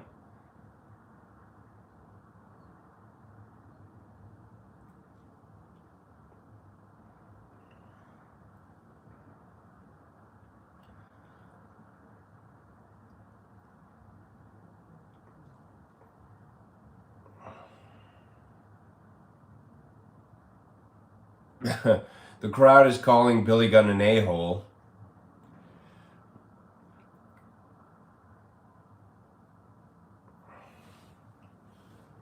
Now, Road Dogg landed a stiff right hand to Billy Gunn. Billy Gunn, Irish whipped into the corner, kicks Road Dogg in the face. And big splash by Billy Gunn to Road Dogg in the corner. And then Chyna knocks down Road Dogg with a clothesline from the outside. Now Billy Gunn stomping Road Dogg. Remember, these guys used to be one of the greatest tag teams of all time, the New Age Outlaws. But there was one time when these two had a one-on-one match. I think it was at Over the Edge, that pay-per-view that I streamed on my channel, and yeah, they didn't have a good match. Road Dogg and Billy Gunn did not have a good match on that show. And that happens a lot when you have people who are in tag teams, when they face off against each other one-on-one. They don't have good matches, like Jeff Hardy versus Matt Hardy. They never really had a good match. Jey Uso versus Jimmy Uso at WrestleMania this year, that wasn't a good match.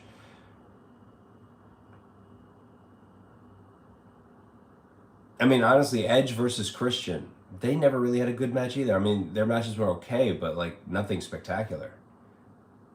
And Edge and Christian have known each other their whole lives.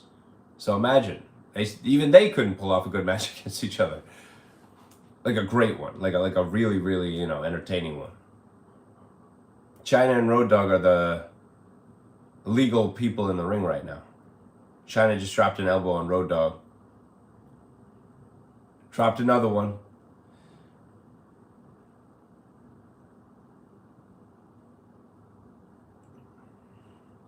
Chyna tagging in Billy Gunn and throws Road Dogg right into Billy Gunn's boot, head first.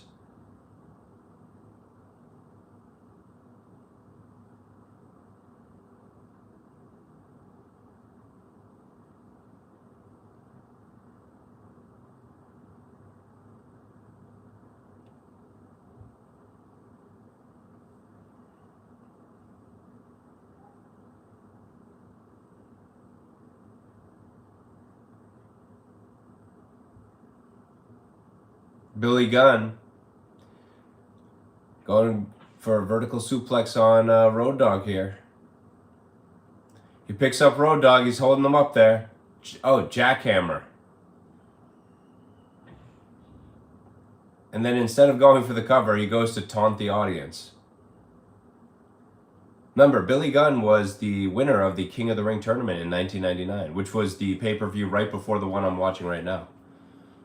So, Billy Gunn was poised to be a big star, supposedly, in the WWF. Didn't quite work out that way. But he will always be remembered as a great tag team specialist with various tag teams. First the Smoking Guns, then the New Age Outlaws, then he had Billy and Chuck. I mean, now he's involved with his sons, and the Acclaimed in AEW.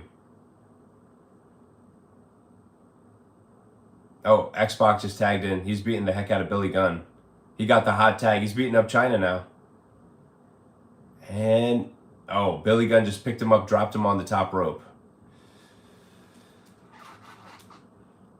I mean, it's really amazing that Billy Gunn is still active in professional wrestling to this day. But hey, it's a testament to that guy. If you were to ask me who was the one who was going to have the longest career in ring, I wouldn't have guessed Billy Gunn. But he's made it happen. He's that kind of guy. I mean, he's mentioned it before that he's the type of person who just wants to constantly get better and better and improve himself day after day after day. And other people have spoken about Billy Gunn. He's always very strict with his diet, strict with his working out. He's real serious about his life and his goals and what he does. And it certainly has paid off because even at 60 years old, he looks like a monster. I mean, he might be getting some assistance with some external substances, but still, I mean, he looks great. He's having fun in AEW. Meanwhile, if you look at the other people who are in this match, Chyna has passed away. X-Pac, I'm not sure what he's doing these days. Road Dogg, I believe, is working in the WWE. Not as a wrestler, but backstage. Billy Gunn is still an on-camera personality, so credit to him. Chyna just slammed X-Pac to the mat. Goes for the cover. 1, 2. All right. X-Pac gets the shoulder up. Remember, this is high stakes. The rights to DX are on the line in this match. And Billy Gunn just attacked X-Pac from the outside.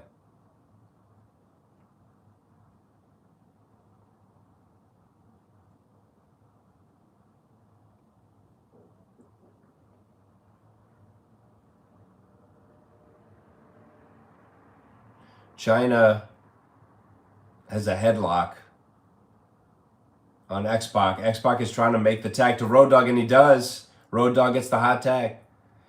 But the referee did not see the tag because he was distracted by Billy Gunn, so he's telling Road Dogg to get out of the ring. Meanwhile, Billy Gunn and Chyna are double teaming X-Pac.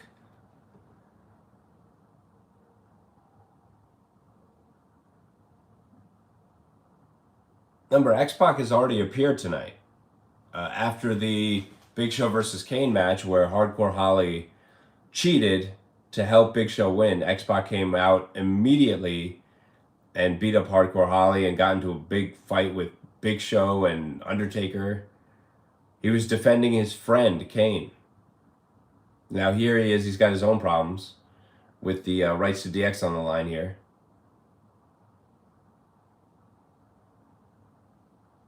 Power slam by Billy Gunn on X-Pac.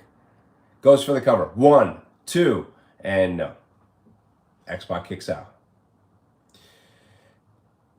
Billy Gunn tagging in Chyna.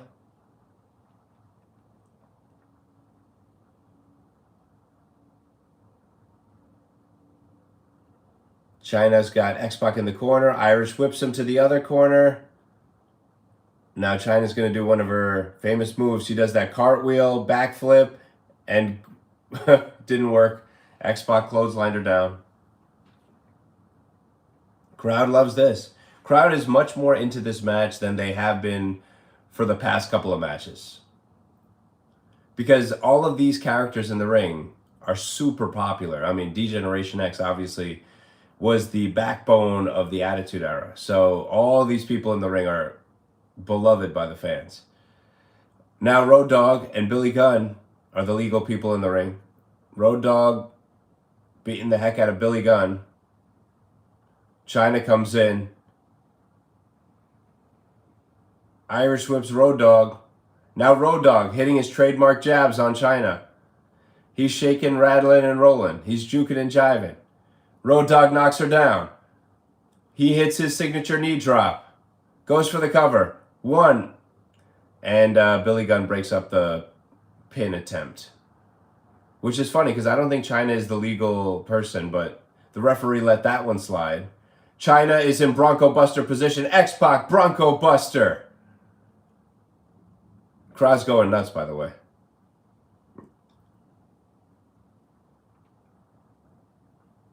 Oh. Billy Gunn went for a splash on X-Pac in the corner. X-Pac moved. Billy Gunn hit the top turnbuckle. Road Dogg, pump handle slam. This could be the end. 1, 2, 3. All right. Road Dogg and X-Pac win that match. That was one of the better matches on the show so far. Road Dogg and X-Pac now have the rights to the D-Generation X name. They get all the royalties in the story. That's what's going on. So everybody's happy about that. So, yeah, that match was good. The Big Boss Man, Al Snow, hardcore title match was entertaining. The Iron Circle match between Ken Shamrock and Steve Blackman was ridiculous. I wouldn't call that a good match. It was just sort of chaos and breaking windshields and windows and all of that. And the 3-on-2 match for the tag titles, Michael Hayes and Hardys versus Acolytes.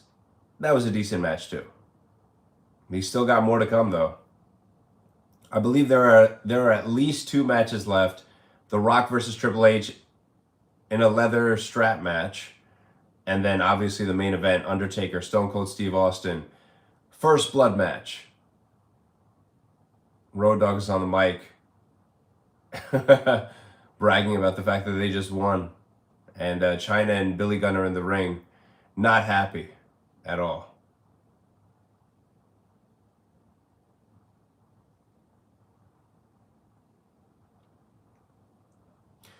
I don't know if the Rock and Triple H leather strap match is for the #1 contendership to the title. We'll find out in a second. But again, this is a pivotal match because this is right when Triple H is becoming the game, the cerebral assassin. In fact, on the Sunday Night Heat right before this pay-per-view, Jim Ross interviews Triple H. And it's a very well-known interview where basically Triple H, I think that might be the first time he calls himself the Game. So again, this is the beginning of Triple H's ascent to becoming world champion. He hadn't yet become world champion at this time. This is July of 1999. But this is when he's, he's turning into a main eventer. It's been a slow progression throughout the year. Because if you look at January 99, Triple H was nothing like this. Triple H was a babyface. He was part of D-Generation X. Totally different character. But by this point, 6 months later, his body looks different. His character is totally different. The way he talks is different. He completely changed. But it wasn't like, immediately. It was a slow progression. They built him up so well. They really did a good job with the Triple H character in 1999 and 2000.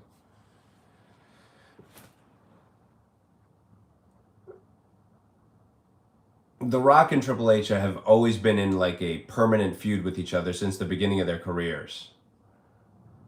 And even to this day, when they cross paths on TV, they act like they're still in a feud with each other. So basically that feud has been going on for almost 30 years. It's more than 25 years. Anyway, so this is one of their many, many matches against each other. Leather strap match. It's funny because less than a year earlier, The Rock and Triple H faced each other in a ladder match at SummerSlam 1998. And Triple H was the super babyface in that match. He was part of DX at the time. That was the peak of DX's popularity. And The Rock was part of the Nation of Domination, and he was a super heel in that match.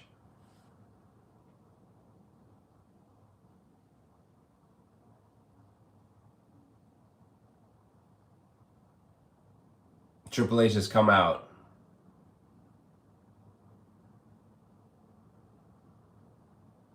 And he had a permanent scowl on his face at this time. Always looking angry. Michael Cole is interviewing The Rock backstage before the match.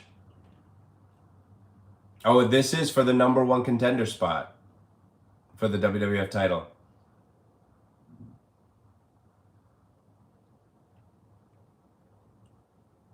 The Rock was only 26 years old at this time.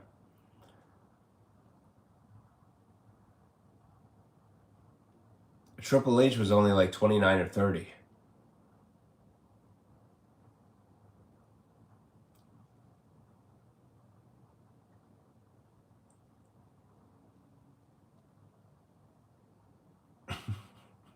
The Rock is referencing this interview that happened earlier in the night where Triple H was saying, they kept me at the bottom because of the curtain call incident, which is true. Triple H, Shawn Michaels, Kevin Nash, Scott Hall, they broke kayfabe one night at Madison Square Garden before Kevin Nash and Scott Hall went to WCW, and they all hugged each other, even though, you know, 2 of them were heels, 2 of them were baby faces, and the crowd thought that was nuts. And so Kevin Nash and Scott Hall left. Shawn Michaels was the top guy in the business at the time, so they weren't going to punish him. So Triple H got punished. He was supposed to win the King of the Ring in 1996, but they delayed that and pushed it to the following year to punish him.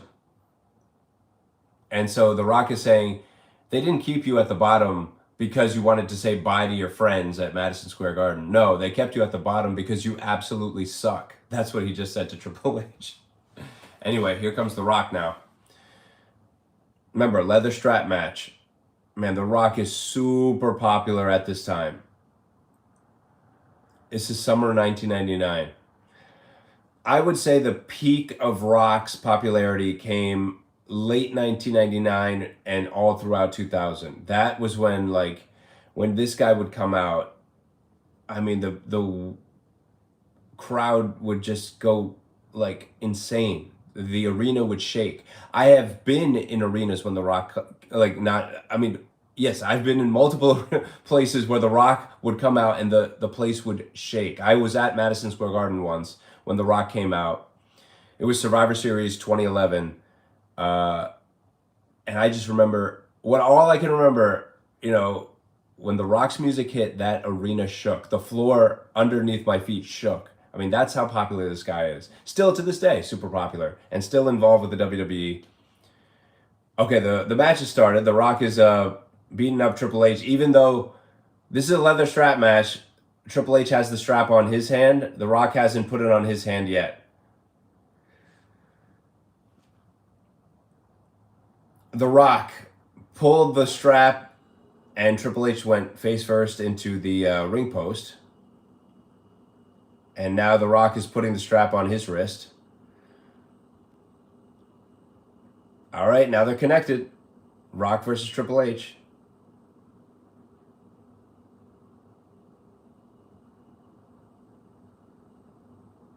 The Rock just took a fan's disposable camera, took a photo of Triple H, and handed it back to the fan. See, The Rock would always do fun things like that. He would take a bottle of water, take a swig of it, and then spit it in his opponent's face. Again, you don't really see that kind of creativity and interesting stuff in today's WWE. Everything is pretty much cookie cutter. You know, as if you look at NXT, like, everybody's matches look the same as each other's. I know it's a developmental brand, but still. And honestly, nobody's really doing anything super amazing on the main roster, I would say, except maybe like CM Punk. But CM Punk is rarely around. Although I will give credit to Jey Uso and Braun Breaker for having an excellent Intercontinental title match. couple of weeks ago. I didn't see their most recent match where Jay lost the title, but they did have a good match. You know, I'll give credit where credit's due. Occasionally, WWE these days, they do something really good, so. Triple H and Rock are still fighting on the outside. This card, Fully Loaded 1999, has a lot of, like, hardcore matches, like, where there's no rules, no disqualifications, no nothing. It's just like, oh, Triple H just nailed The Rock. Again, on the outside. Think about it. Think about it. The match after this, that match is only going to end when somebody bleeds. This match, you got to win by pinfall or submission, I believe. So, I don't think it's your traditional strap match where you can touch all four corners to end the match. But, Rock fighting back. Now they're in the ring. Clothesline by The Rock on Triple H.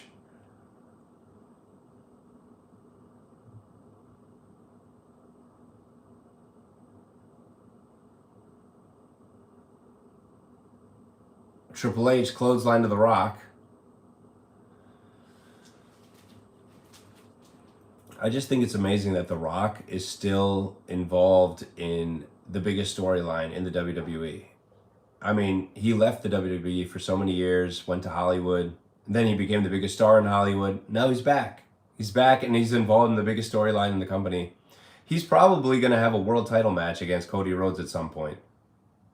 I mean, it really is a testament to that guy and his commitment and dedication to constantly improving himself and doing all this great stuff. And I mean, he can look back on his life and be like, he got the most out of his life, that's for sure. Crowd chanting for The Rock here. They're back outside the ring.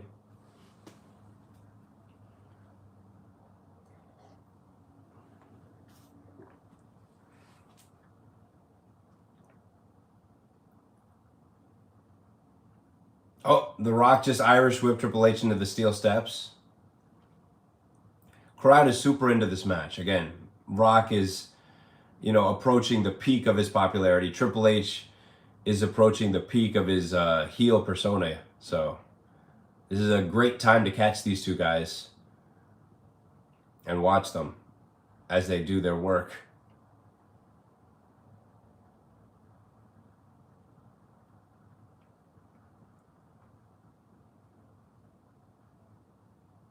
Oh, now they're over the barricade in the fans now. Again, this was a very popular thing to do at that time. Stone Cold Steve Austin did it all the time. Just fighting in the crowd, fighting in the stands, fighting in the entryway. Just always brawling all over the place. That's what they're doing here. Now they went over another barricade. They're even deeper into where the fans are. Just a sea of people around them.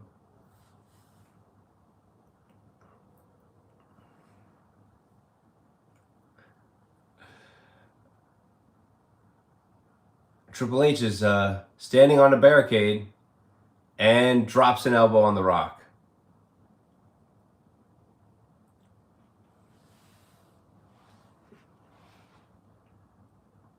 Triple H landing punches on The Rock.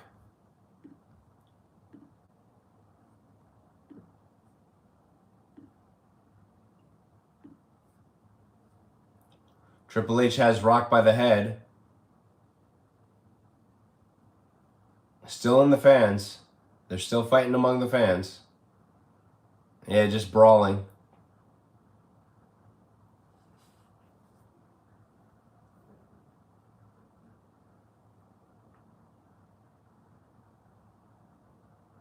Oh, Rock fighting back. Landing punches. Landing punches. Oh, this is good. The Rock used the strap to pull Triple H and basically throw him over the steel barricade that's there. Now they're close to where the entrance is, where the wrestlers come out. Crowd is chanting for The Rock. And he's acknowledging them. Oh, wow. So Triple H got some revenge there. He used the strap, pulled The Rock right into the steel guardrails. I always liked it when they made things look brutal, you know, so because this is a fight, you know, it's supposed to look that way. You know, these days, they don't really do anything that looks real brutal anymore. Maybe that's for the best because you don't want your performers to get hurt or injured or whatever, but there's a reason why people love watching this stuff instead of, you know, whatever's going on today. Although, yes, I know millions of people still watch the WWE. They're doing big business, but keep in mind, at this time, 1999, I mean, you'd have like 8 million people watching Monday Night Raw, 9 million, 10 million. You know, it's like so much more than what it is today. It's a fraction of that today. And people might want to blame the fact that, oh, well, there's so many different choices, blah, blah, blah. But it's like, and choices to watch stuff, like, you know, all the streaming services, TV shows, all that. Yeah, but either way, I mean, if you can get 10 million people to watch your show, obviously you're doing something right. They were doing something right at this time, the Attitude Era. There's a reason people just still look back fondly on that time. Triple H going for the cover, 1, 2, 3. He just threw The Rock into, I mentioned this earlier, there's these like hanging portraits of The Undertaker, Vince McMahon, and Steve Austin hanging in the entryway. And they are surrounded by steel. And Triple H just threw The Rock into one of those portraits. I think the one of, the one of Steve Austin. And then went for the cover, that didn't work. So now Triple H is grabbing that strap that is attached to The Rock's hand in his hand, and he's using it to whip The Rock, whipping his back. And you can hear it too. They're fighting in the entryway. Oh, he just slapped him like right in the face with that strap.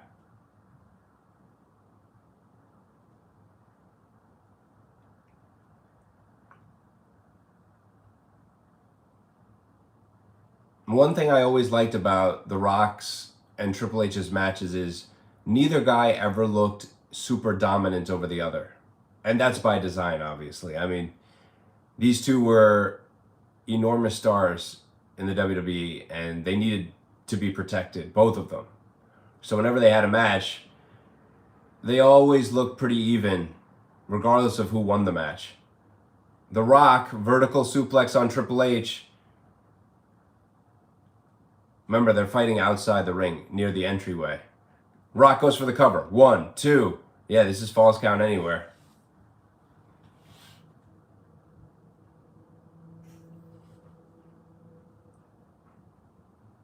Okay, The Rock. Ooh, he was just thrown into a steel guardrail by Triple H.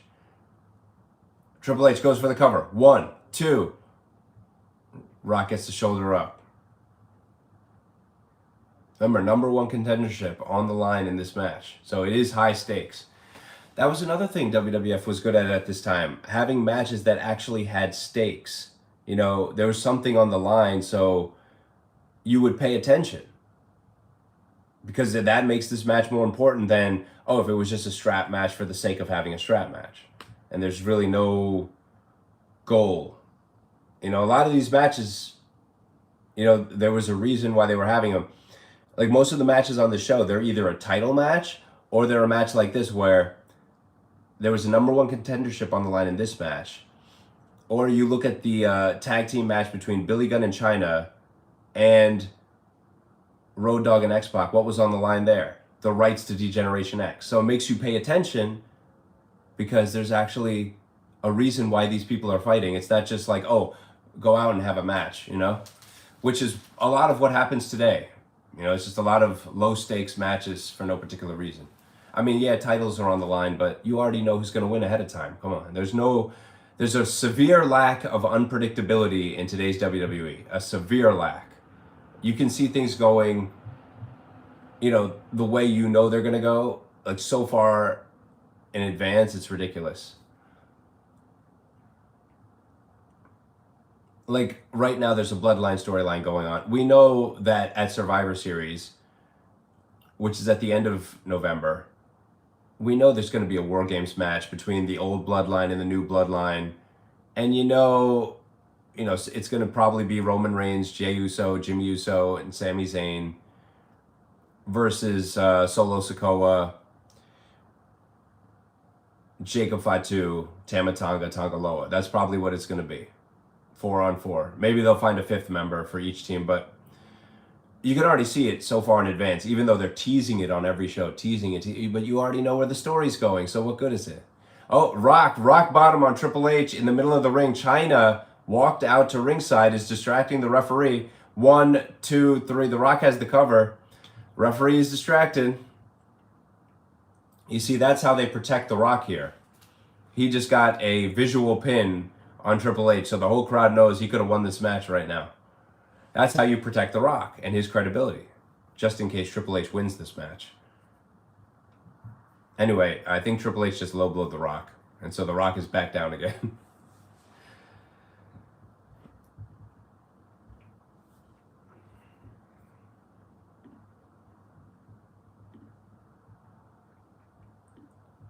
Now Triple H is beating up on the Rock after that low blow. They're in the ring.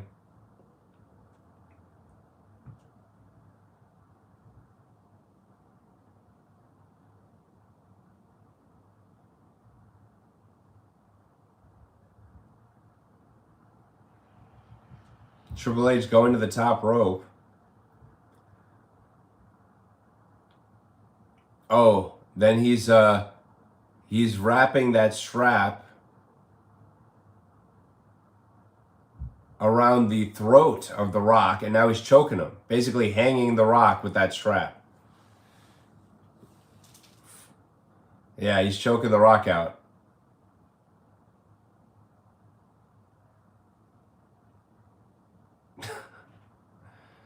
Yeah, the Rock is struggling here. He's got a strap wrapped around his neck. Wow, he's still choking him. Still choking him. And the Rock looks like he's unconscious. Ooh. Wow, he's just hanging there. Triple H is not letting it go, by the way. He still has that thing wrapped around the Rock's neck, hanging him. Referee is checking the Rock's arm to see if he's unconscious. Checked it twice, it fell. And then on the third time, the Rock is still in it. He's fighting back up. And he's picking up Triple H. Oh no, he used the strap to pull Triple H off the top rope.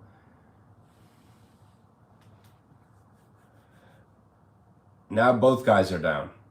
Referee's counting.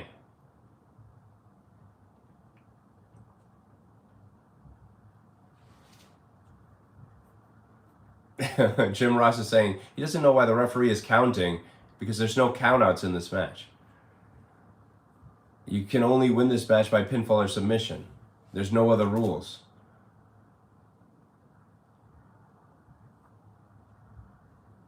Okay, both guys are starting to get up. And Triple H... Oh! Triple H went to throw a punch, but the Rock is blocking his punches. Rock fighting back. Knee to the midsection by Triple H.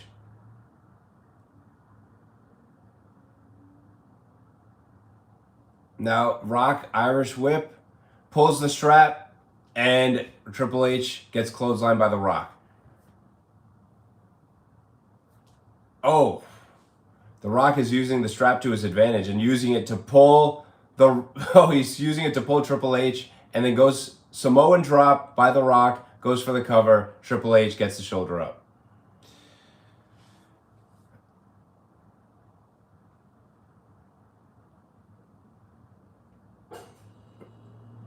Triple H just threw Rock to the outside.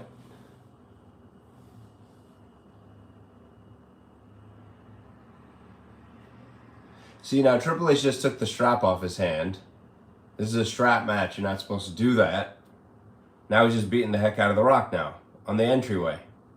Remember, Chyna is ringside, so she can help him out if necessary.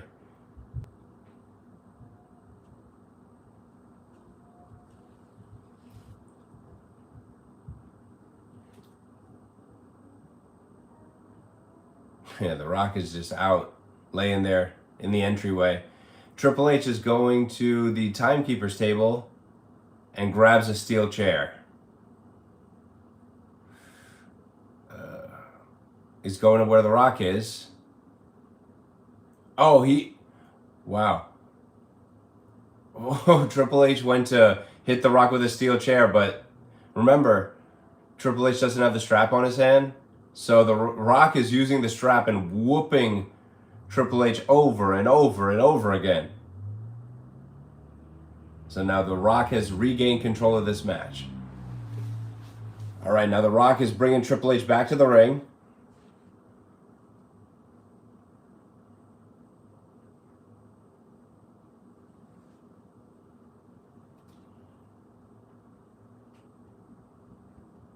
Oh, the winner of this match will meet the WWF champion at SummerSlam. So whoever wins this match will face either Undertaker or Austin or whoever the champion is at the time at SummerSlam.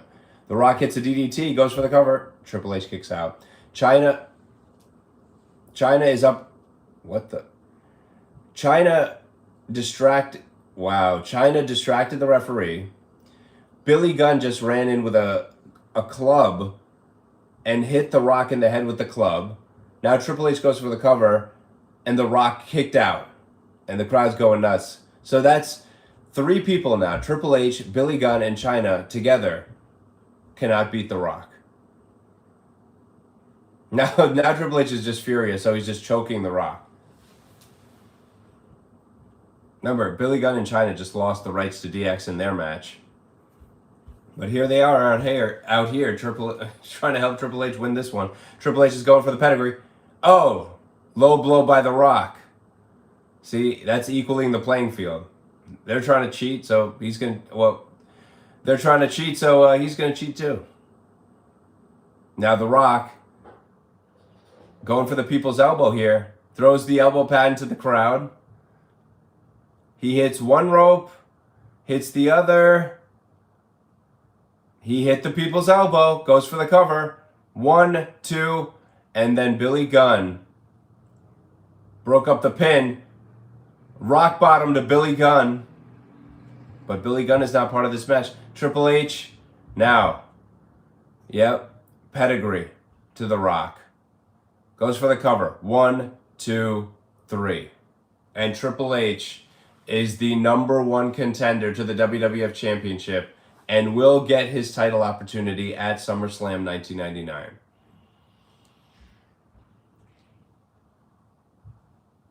This is basically telling the crowd and telling the audience, whoever is watching this at home, Triple H is now officially going to be a main eventer because he will be main eventing SummerSlam. I'm not sure if Triple H had ever main evented a pay-per-view prior to SummerSlam 99.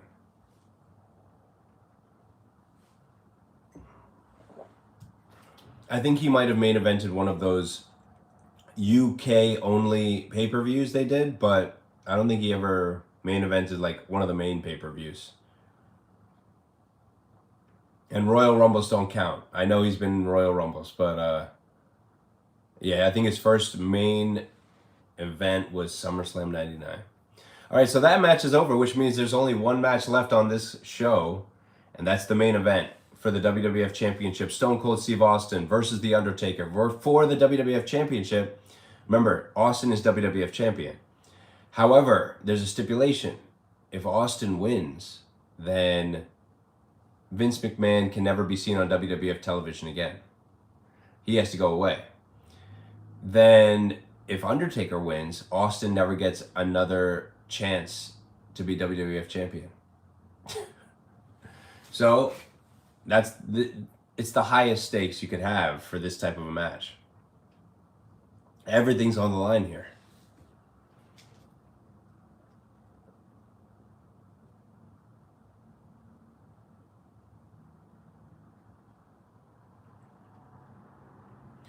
This is how they're advertising it. WWF Championship, First Blood, End of an Era match between Stone Cold and Undertaker. And Jim Ross just said the stakes have never been higher. And now they're going to show a video package what led up to this. Remember, Undertaker was WWF champion as of the last pay-per-view, King of the Ring 99. But on an episode of Monday Night Raw, Austin faced Undertaker for the WWF championship and regained the championship on Raw.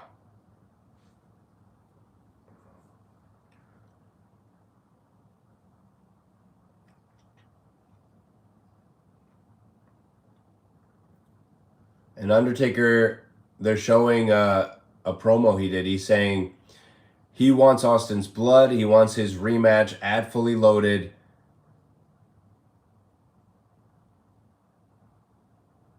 Wow.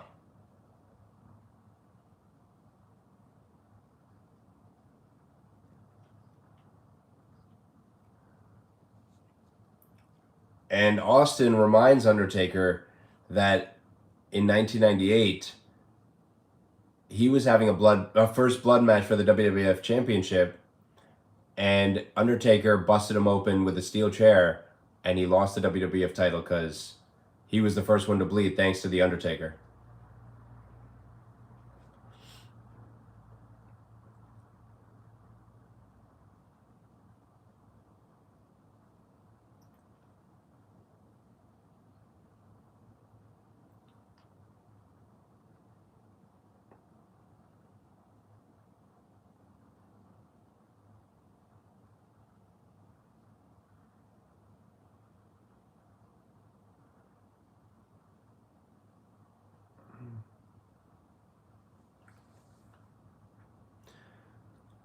Yeah, in the weeks leading up to this, Undertaker repeatedly made Steve Austin bleed on WWF television.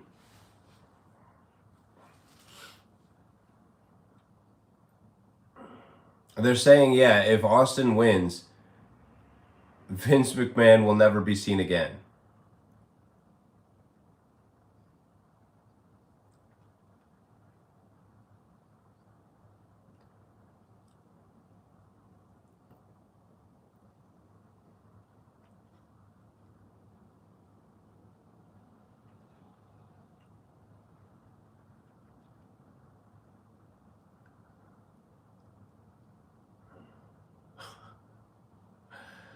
They're just showing Austin attacking Vince McMahon and busted him open. So Vince McMahon was bleeding.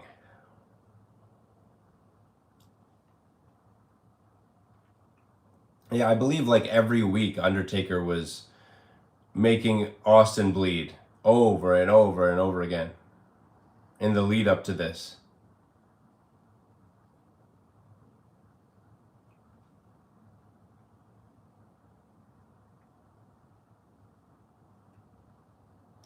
All right, here we go. Main event match. First man to bleed loses for the WWF title. But coming out first is Vince McMahon. That's unexpected.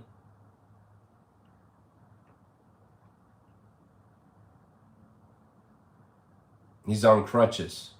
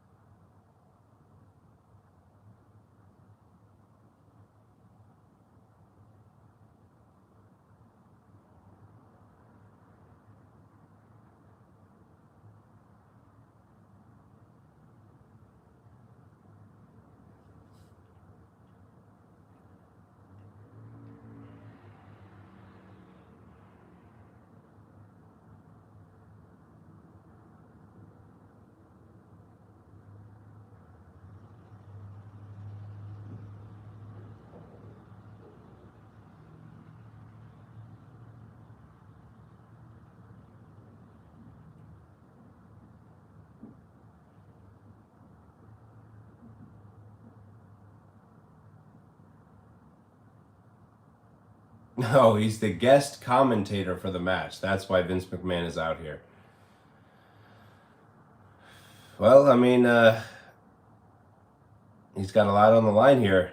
If Austin wins, he can never be seen again.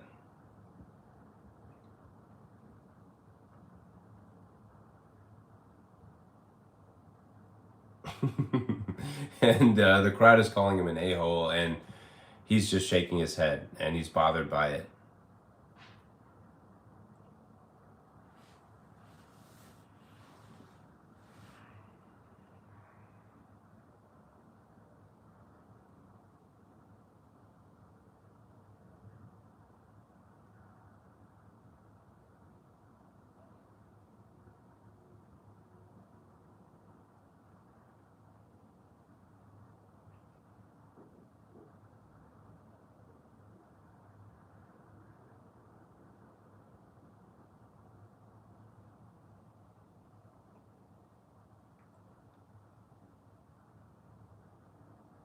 Now they're showing the Undertaker backstage, where he's patting his head with a towel. Because remember, Stone Cold Steve Austin busted him open earlier in the night. He was bleeding from the head.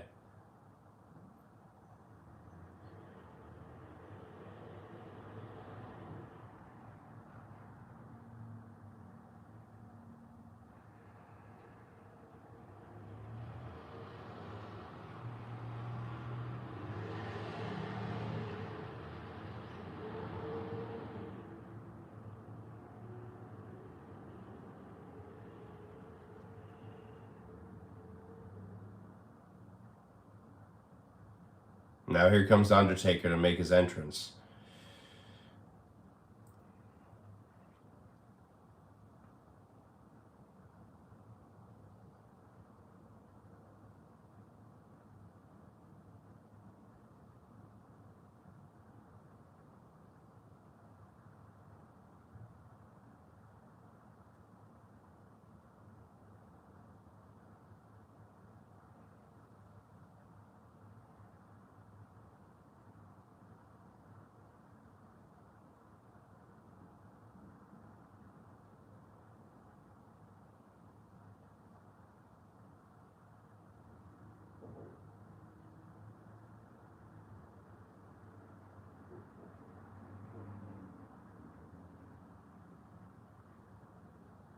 Remember, Vince McMahon has guaranteed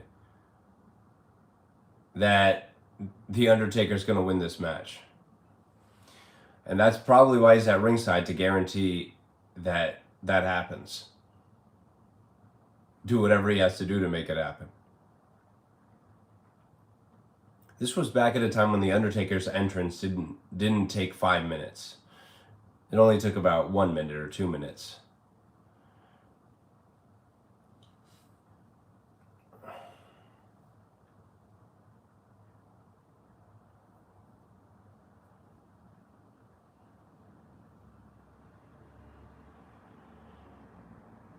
All right. Now they're showing Stone Cold Steve Austin backstage. He is the WWF champion with his smoking skull belt.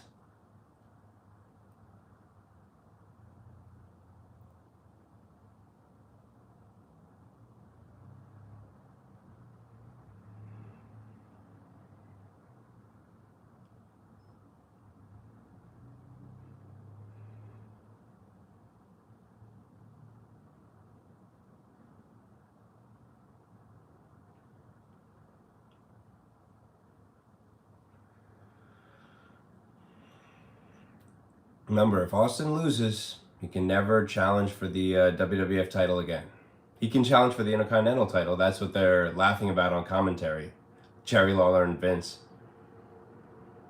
And here comes Austin, making his entrance. Okay, he's meeting Undertaker. Met him halfway, and they've started the match in the middle of the entryway, trading punches. Remember, first guy to bleed loses. Oh, wow! Austin just tried to hit Undertaker in the head with the title belt. Undertaker ducked.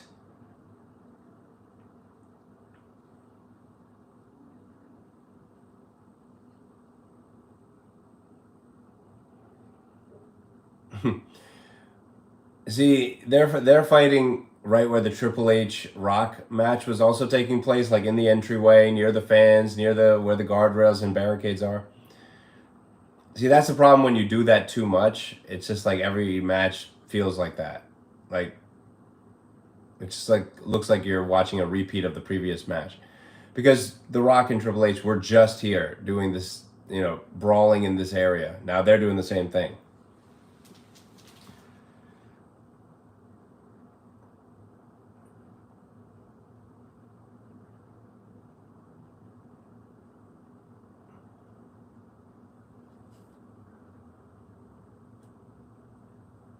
They're fighting in the entryway. This was before the Undertaker started having like unbelievable like 5-star wrestling matches. I mean, he had a couple great matches at this point, like for example, Shawn Michaels versus the Undertaker at Bad Blood 1997, Hell in a Cell match. That was one of the best matches of all time. But it wasn't until about 2007 when the Undertaker really started hitting his stride as an in-ring performer, when he like reached his peak level. And it's funny because he was already 42 years old at that time. 41, 42. And that's when he hit his peak.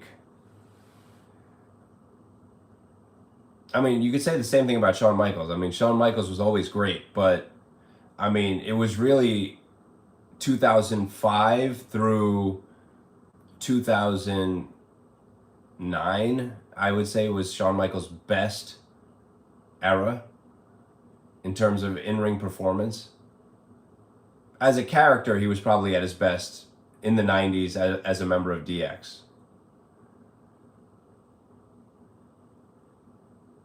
They're still brawling in in the crowd area. Whoa, wow. Undertaker just recklessly picked up the steel steps and launched it at Austin. I mean, geez, he just did not care. That thing could have hit like a security guard or a fan or something. Jeez. But hey, that's what makes it look cool.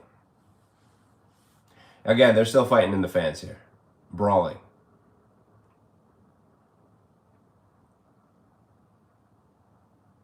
Remember, anything can cause one of these guys to bleed, and then that'll be the end of the match. Austin fighting back. Oh, he's picking up the steel steps now. And Undertaker punched him in the stomach, so he dropped the steps.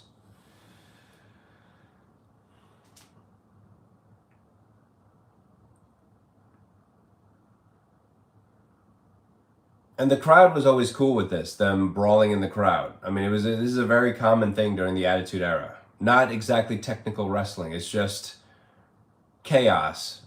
And that's really what the Attitude Era was about, chaos. That's what kept you on the edge of your seat, really. Because you never really knew what was going to happen. Remember, any slight hit here where one of these guys can bleed, that's going to be the end of the match. So anything can cause the end.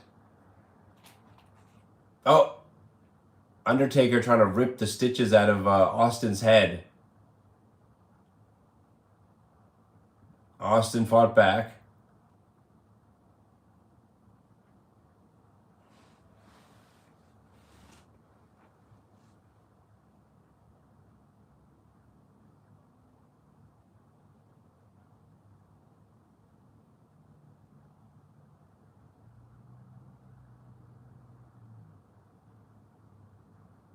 Okay, finally they're back in the ring.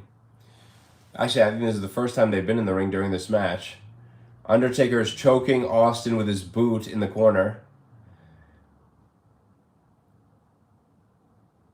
Again, this whole match has really just been not much other than brawling. I mean, that's really all it's been. And I think that's pretty much all this match is probably going to be, because it's not like a pinfall submission kind of match. It's whoever bleeds first.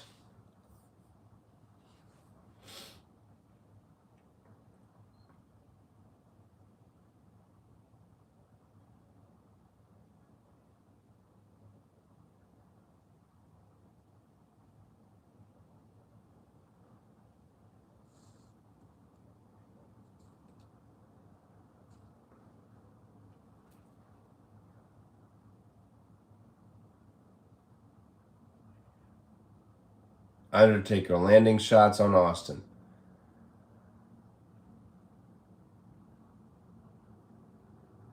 Now Undertaker choking Austin.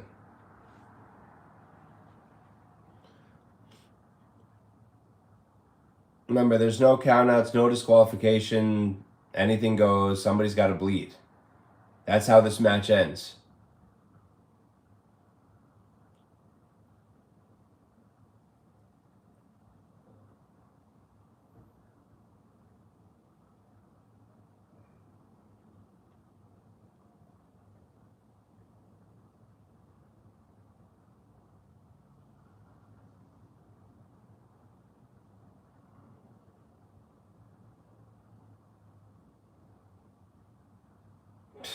Austin is trying to open up that cut on Undertaker's head from earlier in the night.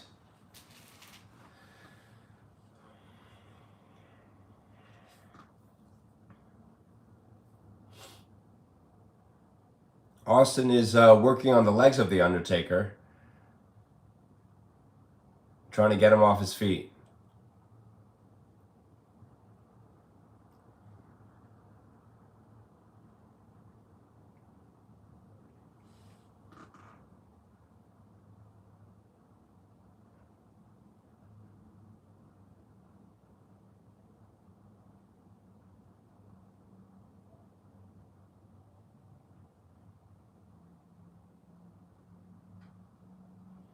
And Austin knocked down the Undertaker.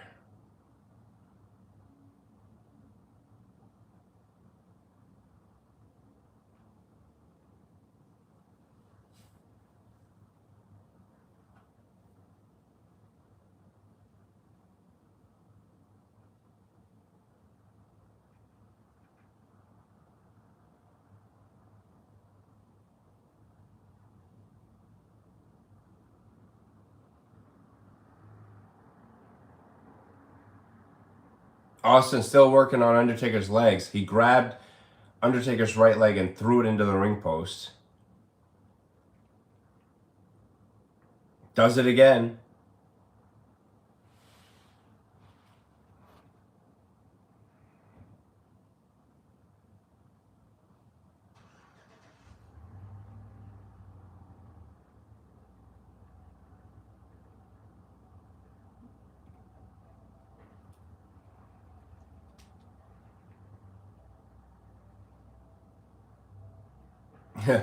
Undertaker just kicked Austin, and Austin went flying over the barricade, and he's grabbing his left knee.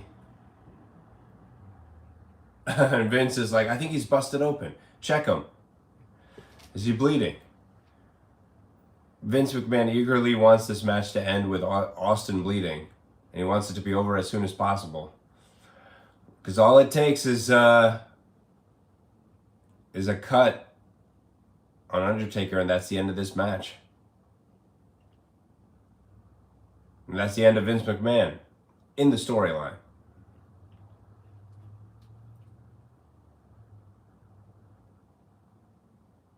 They're back in the crowd again. Brawling. It's just one big brawl, this match.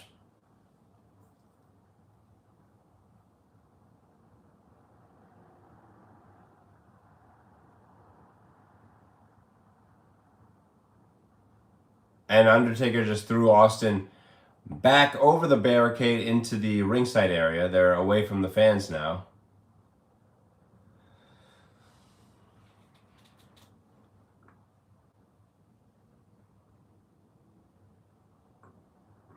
Austin just went face first into the announce table. Uh-oh. Undertaker has a steel chair.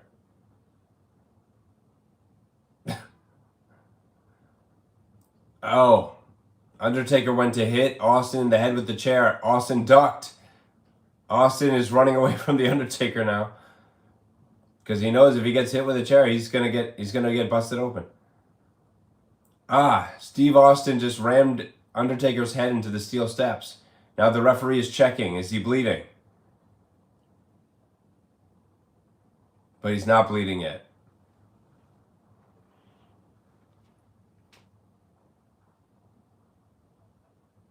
No blood. Vince McMahon is freaking out. Now Undertaker's getting choked by Austin with an electrical cable. He's putting Undertaker right in front of Vince McMahon so Vince McMahon can see what's going on. Oh. Austin just used this tiny little metal fan and hit Undertaker in the head with it. But he's not bleeding. No blood yet from either guy.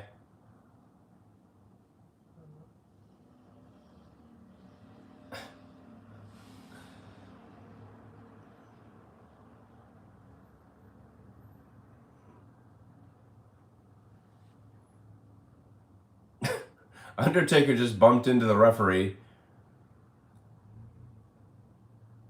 Oh, Undertaker accidentally is wrapped up in the ropes. He can't move. And now the crowd's going crazy because they think Austin's about to win this match. Austin has a steel chair. The crowd's getting real excited now because they think this is the end.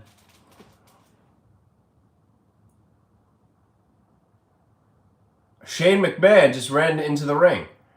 Steel chair to the head of Shane McMahon by Steve Austin. Vince McMahon's mouth is like, his jaw just dropped. His mouth is open.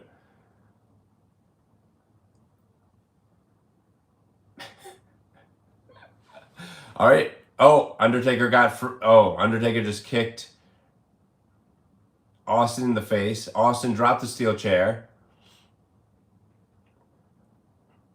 So Undertaker got himself out of the ropes. All right. Undertaker is back in control here.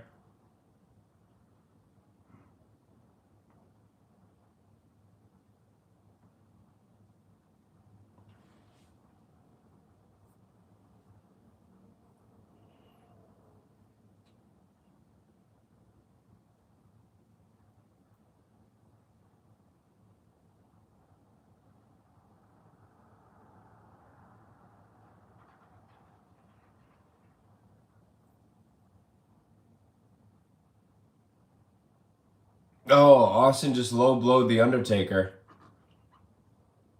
Stone Cold Stunner to the Undertaker. And now Vince McMahon, who, remember, is on crutches. He's walking into the ring. He's trying to hit Austin with the crutches. Austin, now he's punching. He just punched Vince right in the face. Down goes McMahon. Crowd's loving this. Now Austin has another steel chair. He's going in the ring.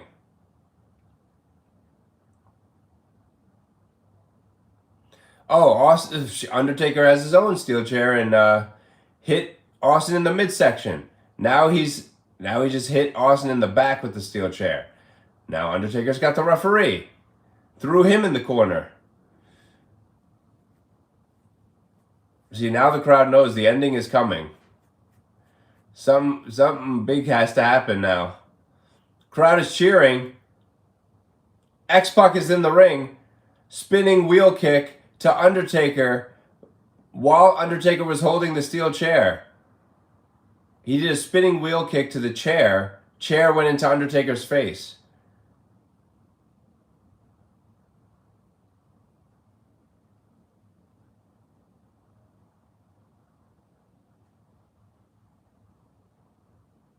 Now Austin hit Undertaker in the head with a video camera. So now Undertaker's just been struck in the face with a steel chair and a video camera. Shane McMahon is trying to attack Austin. Undertaker, and he just got knocked down. Oh, absolutely. Undertaker is bleeding now, but there's no referee to see this, to stop the match. Undertaker's bleeding. They're punching each other. Undertaker going for tombstone pile driver. The referee sees Undertaker's blood. The referee called for the bell. Austin wins the match. Retains the WWF Championship. Vince McMahon is gone now. Stone Cold Stunner to The Undertaker. The crowd loves it. Austin is still champion and Vince McMahon is gone. Vince is in the ring. Stunner to Vince McMahon. See, this is why the Attitude Era was just so much fun. That was a great ending to that match.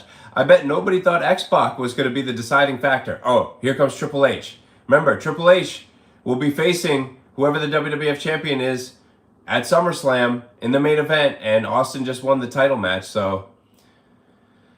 Oh, but look at this now. The Rock has come out. He's in the ring. He's beating up Triple H. The crowd is going nuts. All their favorite superstars in the ring at the same time. Now The Rock and Triple H fighting on the outside. Undertaker just hit Austin in the head with a steel chair.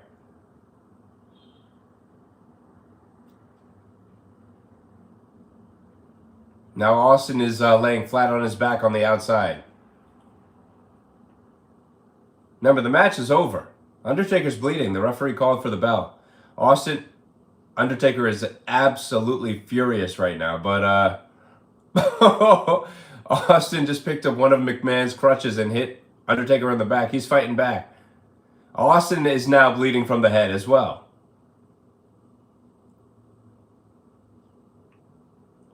Yeah, this is crazy. And this event took place 25 years ago, and it's way more exciting than anything going on in WWE today. Undertaker, Austin, covered in blood. Blood everywhere. They're just beating the heck out of each other. The referees, all the referees are trying to break it up. Bruce Pritchard, Teddy Long, Mike Chioda, Earl Hebner. Everybody. Sergeant Slaughter. Wow. What an ending. That's how you end a pay-per-view. Oh, it's not over. Austin and Undertaker still brawling. Austin's going after Taker. They're fighting up the entryway.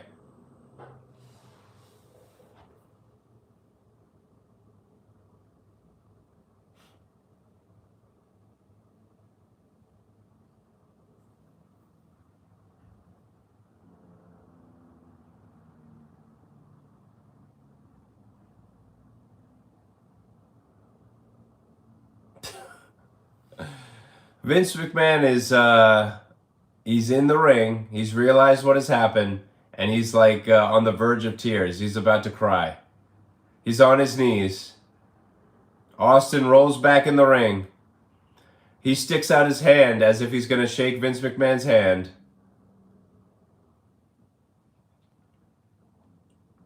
And they're shaking hands.